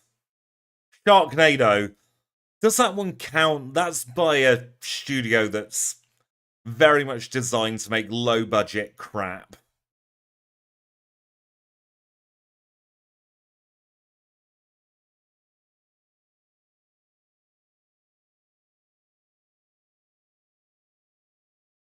On the like 12 Sharknadoes at this point as well.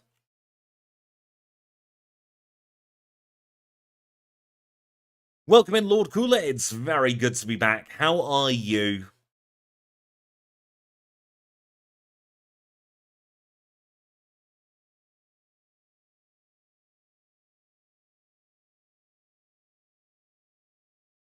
Transformers: The Age of Extinction. Is that a stinker or is that a good one?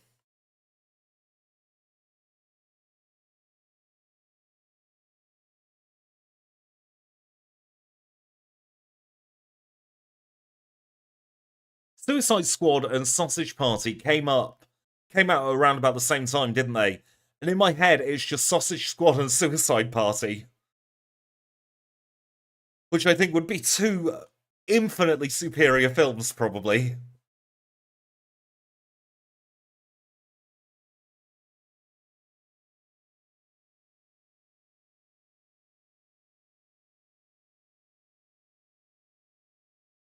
Isn't there a whole internet meme about the B movie?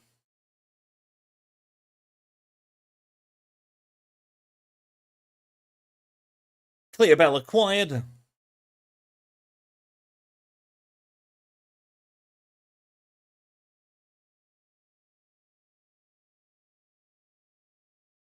Marie, give me the pink bow. Thank you very much.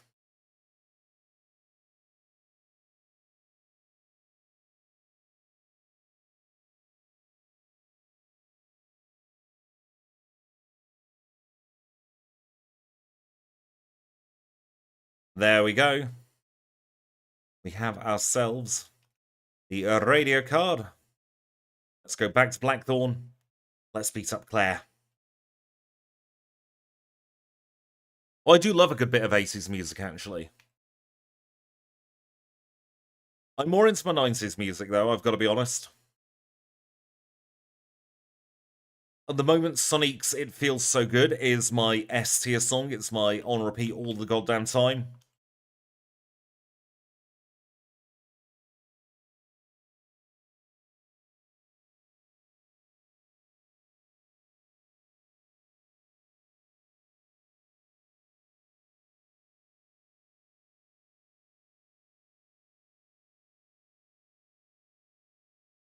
I might watch Die Hard this Christmas, which it's hurtling towards us, folks. It's going to be Christmas before we know it. But they will be setting nostalgic movies in 2010 yet, and that's going to be the scariest thing ever.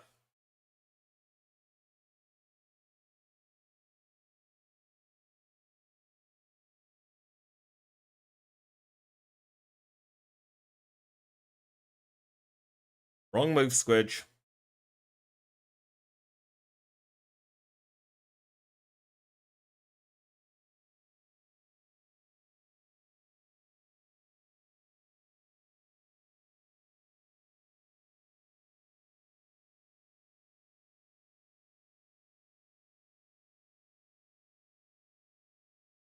Claire is probably going to be a pushover, hopefully.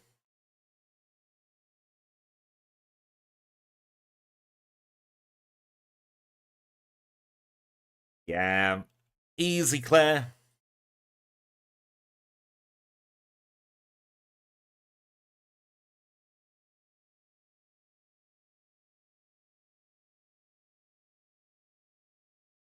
I've heard good things about the Mario movie and the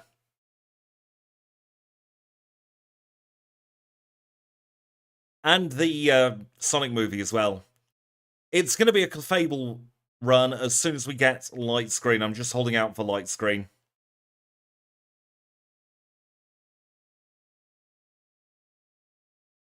It could come in handy at red.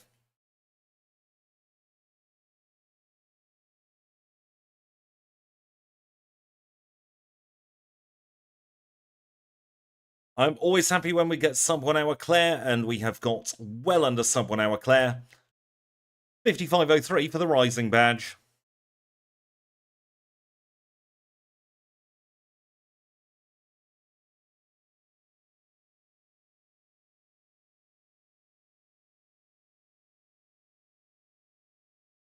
Elm's back on that telephone. You can never get off that thing. Cheeky little heal in Goldenrod of all places. Did I buy max repels? Yes, I did. I'm just going to move those up to there so I don't forget them.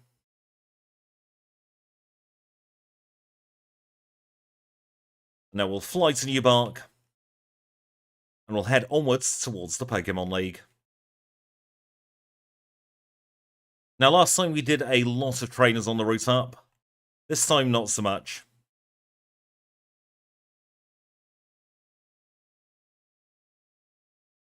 By not so much, I mean I'm going to be risky here. I'm going to skip all of these trainers on this route. Oh, of course, we get caught by Joyce because of bad movement.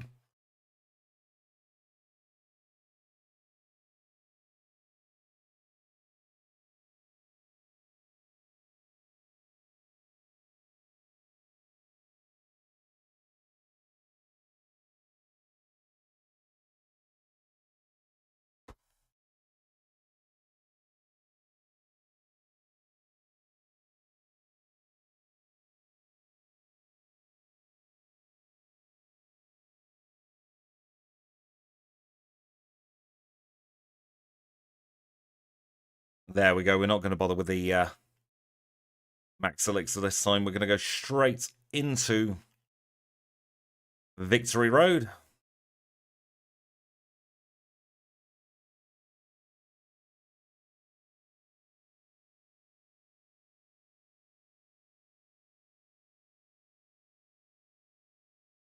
Is Keanu Reeves the really nice guy?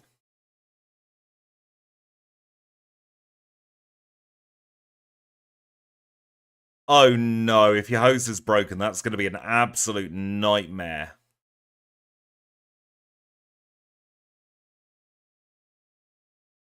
Light screen, yes please, in the face.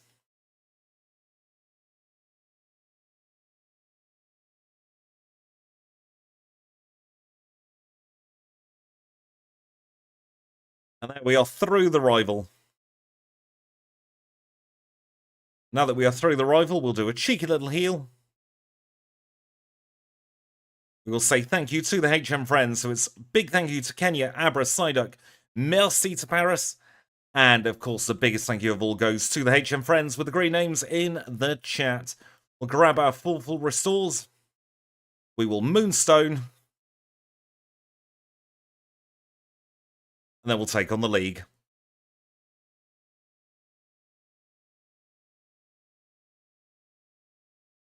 Starting off with Will.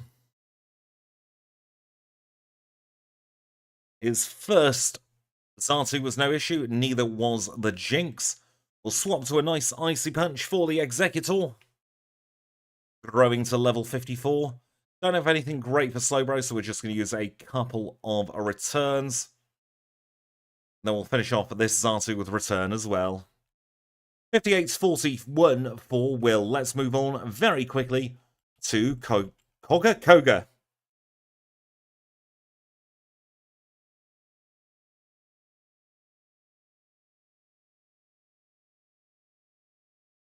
Couple of one-shots to start off with on Koga. Out comes the Fortress, and we have Fire Punch for the occasion. Again, nothing too great for the Mugs, so we're going to start with an Ice Punch as it minimalizes. We'll finish it off with a return. Crobat's next. Ice Punch is probably our best bet. Oh, so close. It was arranged the entire time. We have defeated Koga, though, in 59-27. Up next is Bruno. Robin Williams seemed like such a lovely guy. Mrs. Doubtfire is one of the few films I've seen. He seemed absolutely genuinely lovely.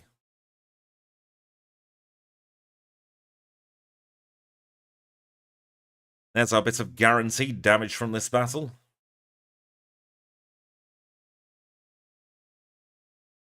There's our other bit of damage for this battle. And there's the Onyx down as we just cross the hour mark.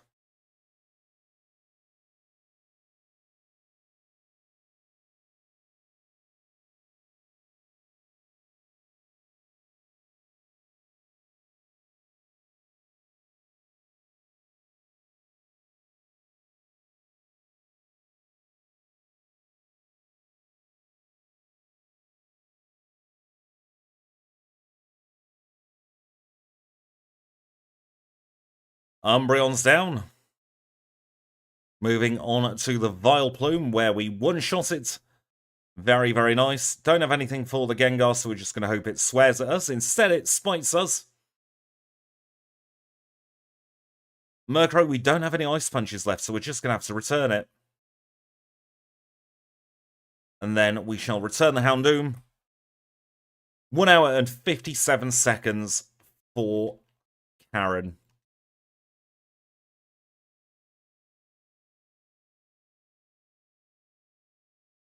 Let's very quickly take on Lance now. He is the Liar with the Flyers. He is our final trainer of the Elite Four. And he's going to lead with a pesky Gyarados.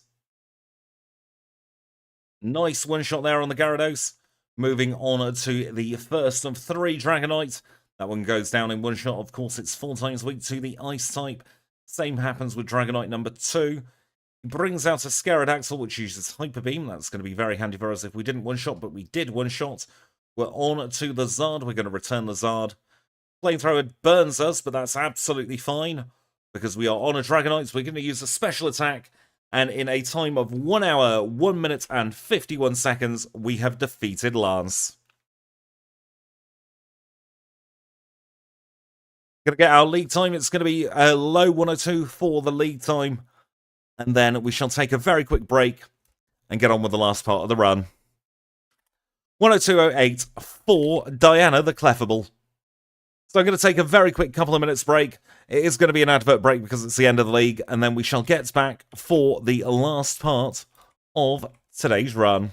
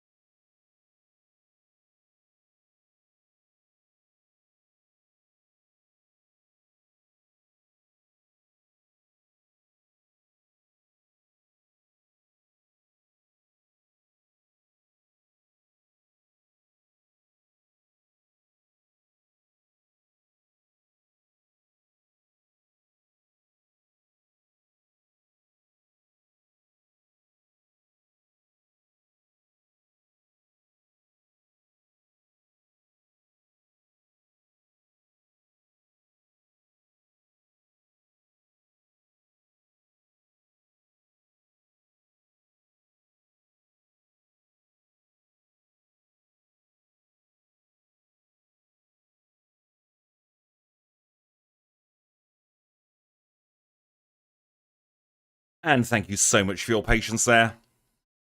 We are ready and raring to go for the final part of today's runs.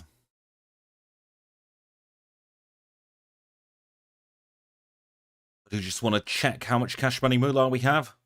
That's not a lot, actually. Goodness. We need more than that for the chooser moves. Oh, we've been holding the quick claw this entire time, not the amulet coin. That'll be why. We'll swap that now, and then we'll get the timer going. And we will carry onwards and upwards.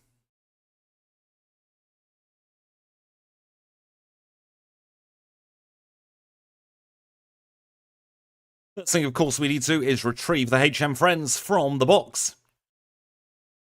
So it is a very warm welcome back to Kenya, Abra, Psyduck, and Paris.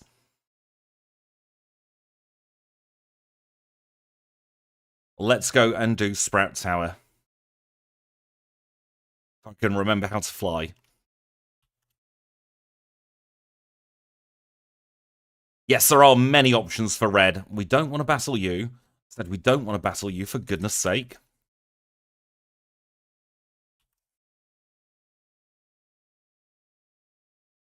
We'll just keep Repels going all the time at this point. He is a mandatory. Clefable's got a really, really diverse learn set.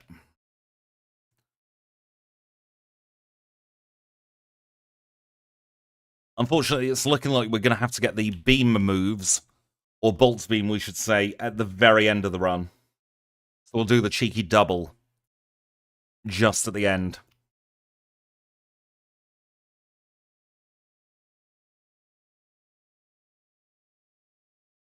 And of course, because we have done the rival storyline, he disappears from here and makes the whole thing a lot quicker, actually. Stab Pink Bow would return. Probably is going to be better.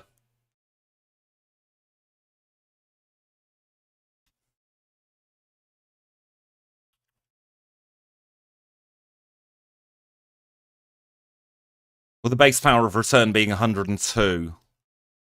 Give it stab. That's going to be, what, 153? Sans Pink Bow.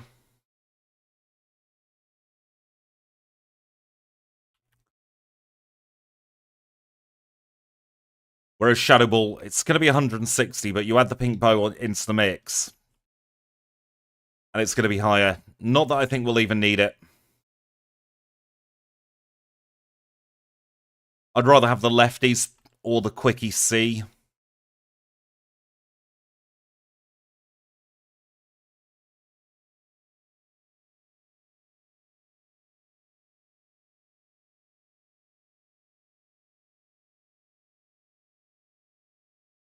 I don't particularly want to use an entire slot just for one Pokemon. So I'll probably go for Bolt Beam, Light Screen, and Return. I reckon that's going to be our best option. But we shall see. I also think I sold Shadow Ball for an extra vitamin earlier. This is one of those weird battles where you can win or lose and the outcome will be the same. But honestly, if you're losing on the SS Aqua against those Pokemon, you might need to look at your team a little bit and wonder how the hell you beat the league.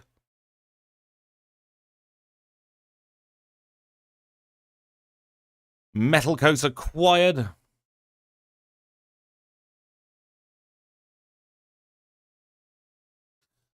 Of course, the first thing we do in Kanto is the last thing we do in Johto. We're going to get another rare candy, this time from the chairman of the Pokemon Fan Club.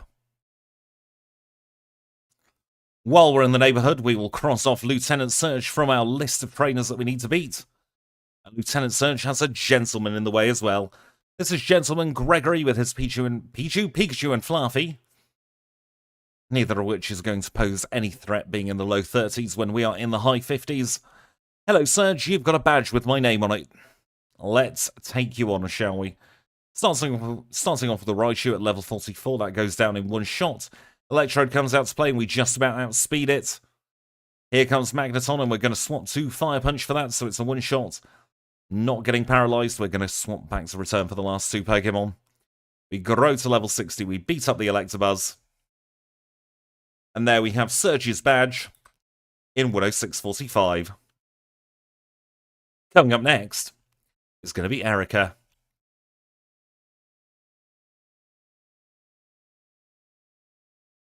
Don't need to heal quite yet, but I want my TP spot to be set there.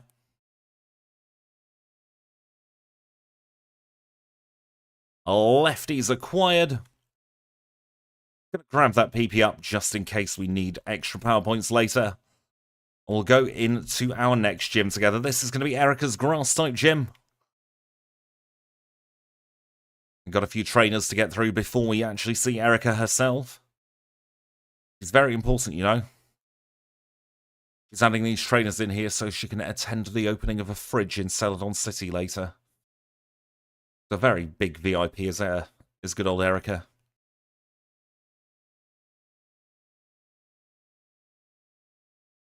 Actually going to battle a couple of extras to make sure we have the cash money moolah for the Bolt Beam later. We should do anyway, but better to be safe than sorry.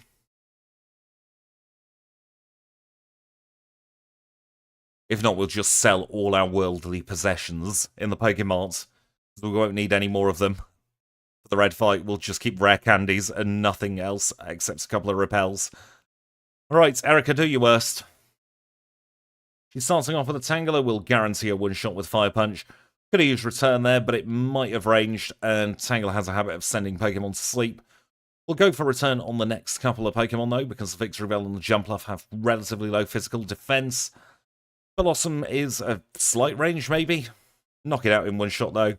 Rainbow Badge in 108.34. 6 more badges to go, and we're going to knock our next one off. Very quick, sharp, and in a hurry. Going to go down route 16, 17, and 18 in a rapid succession. We're going to take on this mandatory Noctowl trainer. And then we can say hello to Janine. Janine has a full party, I believe, or maybe 5 Pokemon. We've got 6 returns. Either way, we've got more than enough power points to take care of her. Starts off with a Crobat, and it's a simple one hit. Weezing comes out to play, and it's much of a muchness. Up next on the chopping block is another Weezing. 2 more Pokemon to go. We've got Ariados, which is yet again a one-shot.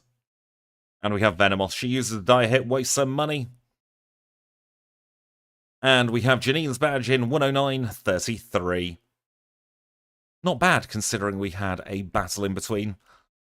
Alright, let's teleport back to Saffron City. And we'll take on Route 9. Route 9? Route 8. I can count, honest.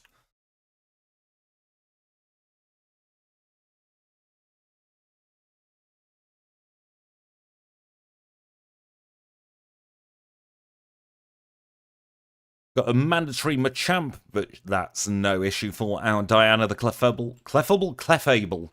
Can't say that Pokemon's name, goodness me. We will repel and flash as we make our way through Backwards Rock Tunnel. I do like Backwards Rock Tunnel.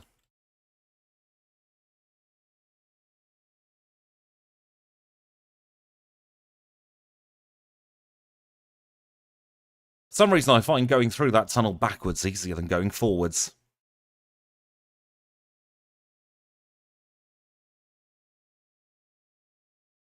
Hello, yes, you want to give someone a taste of your Zap Cannon. We'll come back for you in a little bit, mate. In the meantime, though, we have another couple of gyms. I am working on recoding that as we speak, actually. Well, not literally as we speak. That would be a bit strange, me having 4 hands and 2 brains. But I am very much reworking the coding for that to make it less buggy. Oh, God. Please do bear with me. I forgot to heal in there. So we'll use our max elixir. I have paused the timer for this, because that was very much player error. There we go. We're back in sync. Espeon, Mr. Mime, and Alakazam are going to be no issue at all for our Clefable. Yeah, I'm working on the coding as we speak for a rerun of that. I'm going to try and make a few of the things less buggy. In fact, the base code that we're using here is the start of the coding for that whole ROM.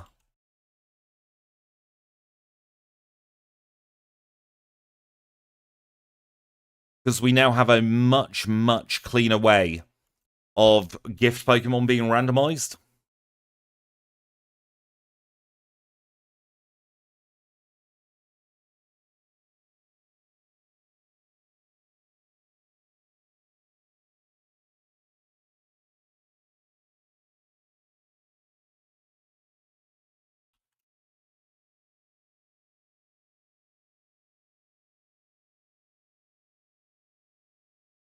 In fact, if I've got the energy, I might go live on Twitch later and do some coding for that.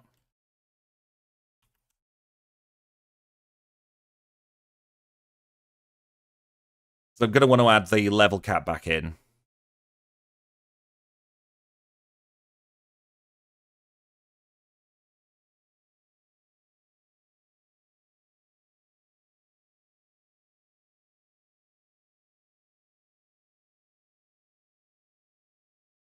I bloody loved that run. That was one of my all-time favorites. Getting that Raikou was... I think you could genuinely hear it in my voice, the elation of, oh, things can improve.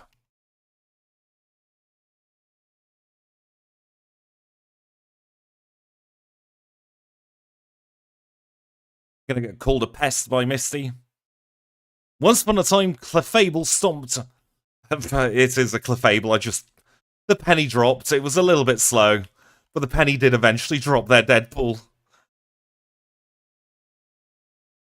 Right, let's take on Misty.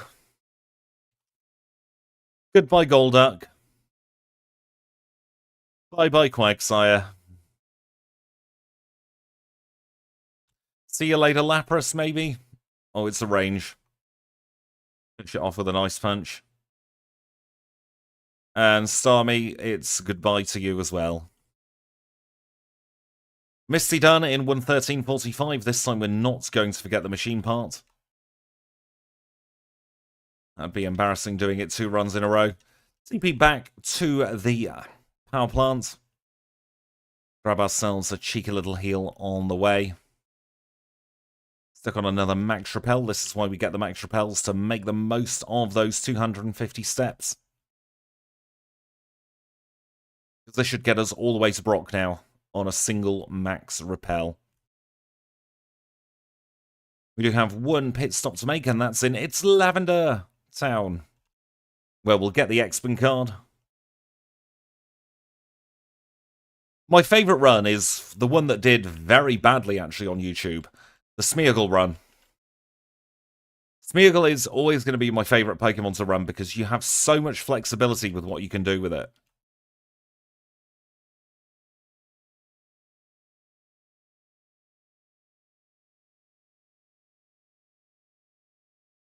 Other than that, Girafarig is a pleasure to run with.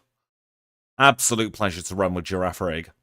Miltank's fun, even though it is in the slow experience group. Little Bear and Ursaring, fantastic Pokemon, just let down by their lack of speed. But God, they hit hard.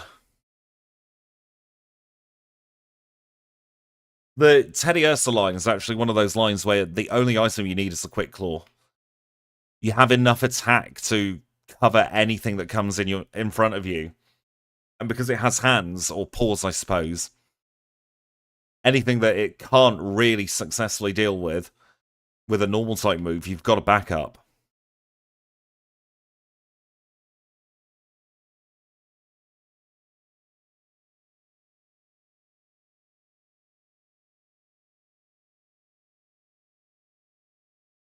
Right, this should be the last gym where we really struggle at all. Brock is down in 115.56. Should hopefully get sub 130, maybe sub 125 on this run. Not holding out hope for a sub 120.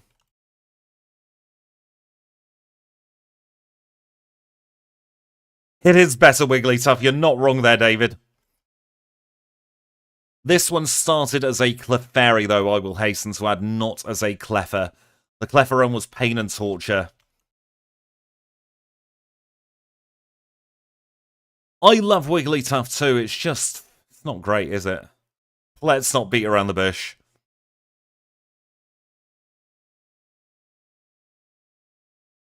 It's got tons of HP, but no other redeeming feature.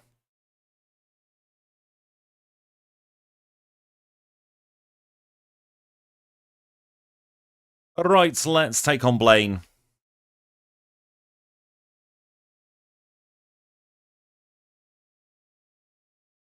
Pretty much the best Macargo we could have hoped for there. Should be plain sailing from here. We might get outsped by the Rapidash, but we don't. Level 67 Volcano Badge. Exactly, and the awful base stats and Friendship Evolution. It's a bad time for Cleffa.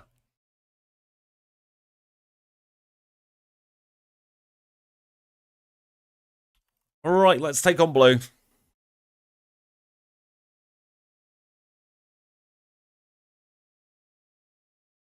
It's going to be a range on the Pidgeot. We one-shot, though. That's good to see. We'll swap over to Return for Alakazam, although Reflect does throw a little bit of a spanner in the works. That's fine, because we can use special attacks here. It's going to be much of a muchness with all of these moves. Just got to wait for the Reflect to fade, which it does. Up next is Executor. I think this is going to be a range. Yeah. Healing Loop and being seeded is not great. But we should be fine. I really, really adore Wigglytuff. I think it's so cute. It just needs something going for it. I have well and truly messed this up. Hello, crit saves the day. Let's go.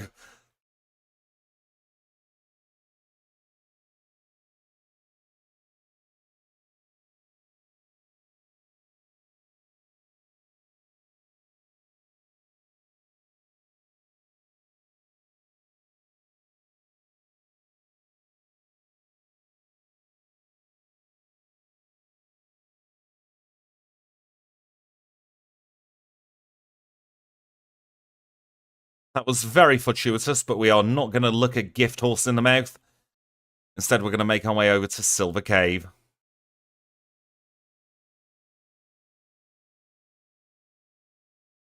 We'll do a safety heal. We are going to grab the extra rare candy this time. We didn't get it in the last run.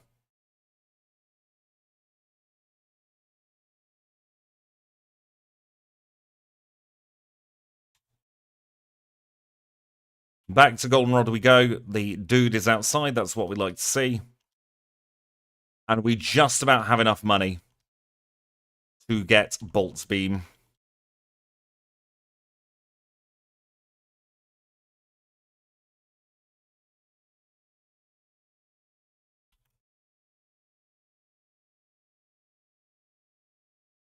Out of all the moves, Flamethrower is the one we don't want.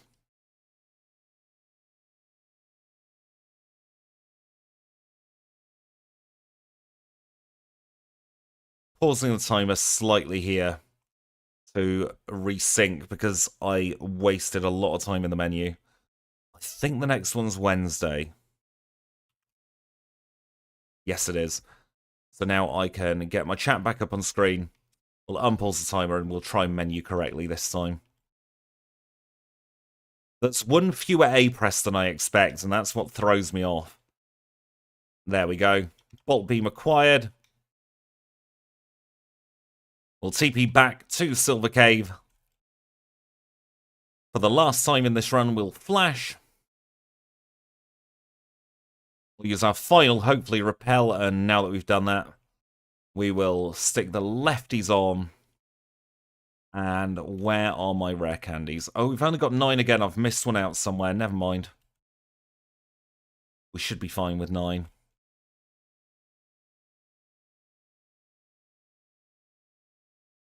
Oh yes, Ice Beam and Thunderbolt together is Bolt Beam.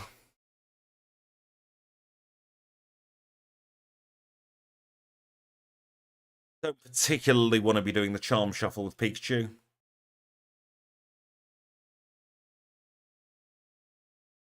We'll use 3 rare candies. See how we get on now. Paralyzed off Thunder. Typical red opening, really, isn't it?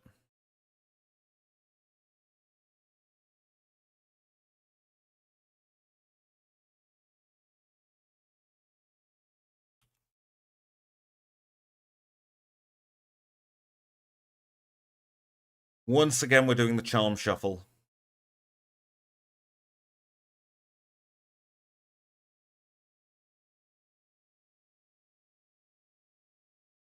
At least we'll get a chance to see the Peskeon now. Yeah, Cleffa until the 40s was not fun.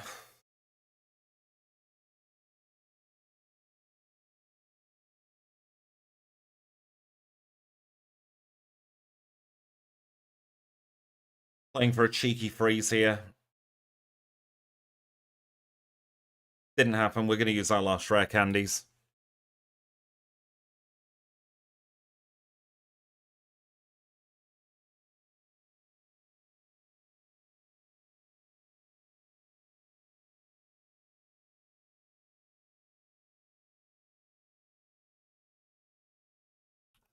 Already sick of the Charm Shuffle.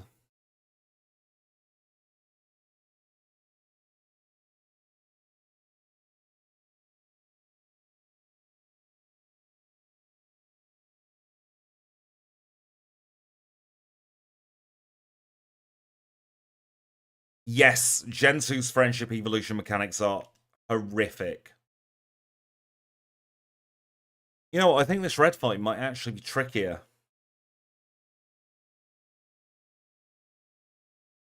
To a point where I'm going to dig out of here, and I'm going to get some more setup stuff. First of all, I've got to try and figure out where the hell that rare candy is that I missed. My hunch is Violet City. It's not Violet. We did Whirl Islands. We did Lighthouse. I think we did New Boat Town. I'm just going to keep the timer paused for a second here. Please don't backseat, and also I sold Dynamic Punch. So it's not there. Is it this one here? We're missing a rare candy. It's this one here. There we go. Gnum pulls the timer. Stick that rare candy in. It's the same amount of time for movement, especially when we're having a little bit of a penalty going back in. However, what I am going to do, just to be extra safe, and I can't actually believe I'm doing this, and Snowy, when you watch the VOD of this, you're going to laugh. I'm going to sell some stuff.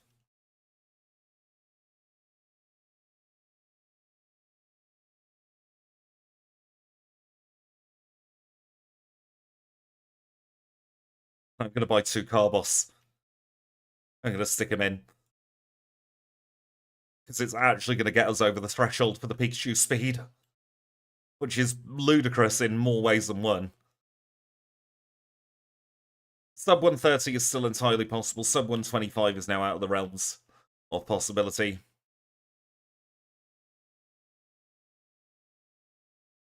I think getting those extra levels, there's probably an optimal point to get some extra levels with Clefable. It's just about finding that perfect location. Alright, we shouldn't have to Charm Shuffle anymore, which will help things infinitely. Yep, speed of 173, those 2 Carbos tips it over the edge. Also turns Espeon into a one-shot with that extra rare candy.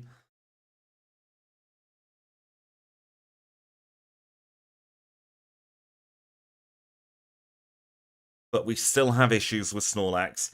I'm very glad that things like the Soothe Bell were added into Generation 3.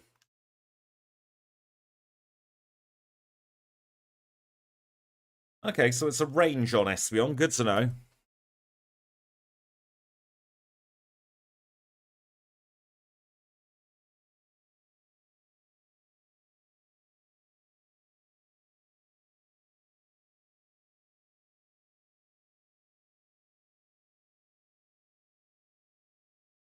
Controversial. I didn't mean to use Ice Beam then. I meant to use Light Screen. But I saw the 2-word move and thought, oh, that's the one I want. Right, so we now have Light Screen for the Espeon, which will hopefully help us tank a Psychic a little bit better. Right, so now we are on to the Snorlax. I'm going to Ice Beam and hope for a freeze on the first 2 turns. Didn't happen. We're not paralyzed. The reflectors faded. That means we can just tank one more of those, and we get to at least see the Venusaur. Now I'm going to Light Screen as it takes in Sunlight. Interesting that it's not gone for Sunny Day this time. Solar Beam does next to nothing, and now we're not going to have Sun boosted. Oh, it's gone for Wing Attack. We weren't going to have Sun boosted Flamethrower anyway. But that's very interesting. I'm assuming that's because we had the Light Screen up. Now the Light Screen has gone. We've paralyzed the Blastoise. We tank the Surf and we win.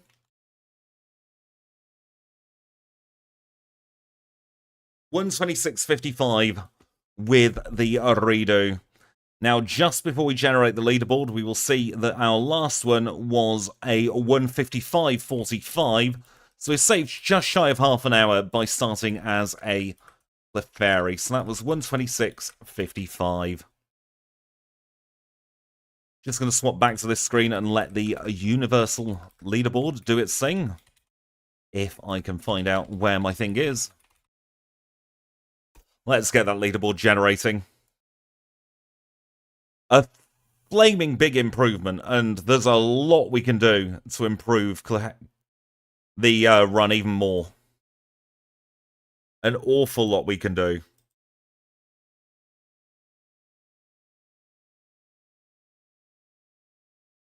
With a bit of optimization, I reckon we could be in for sub 120 at the very least. I reckon we could very easily get a new record holder with Clefable starting as Clefairy.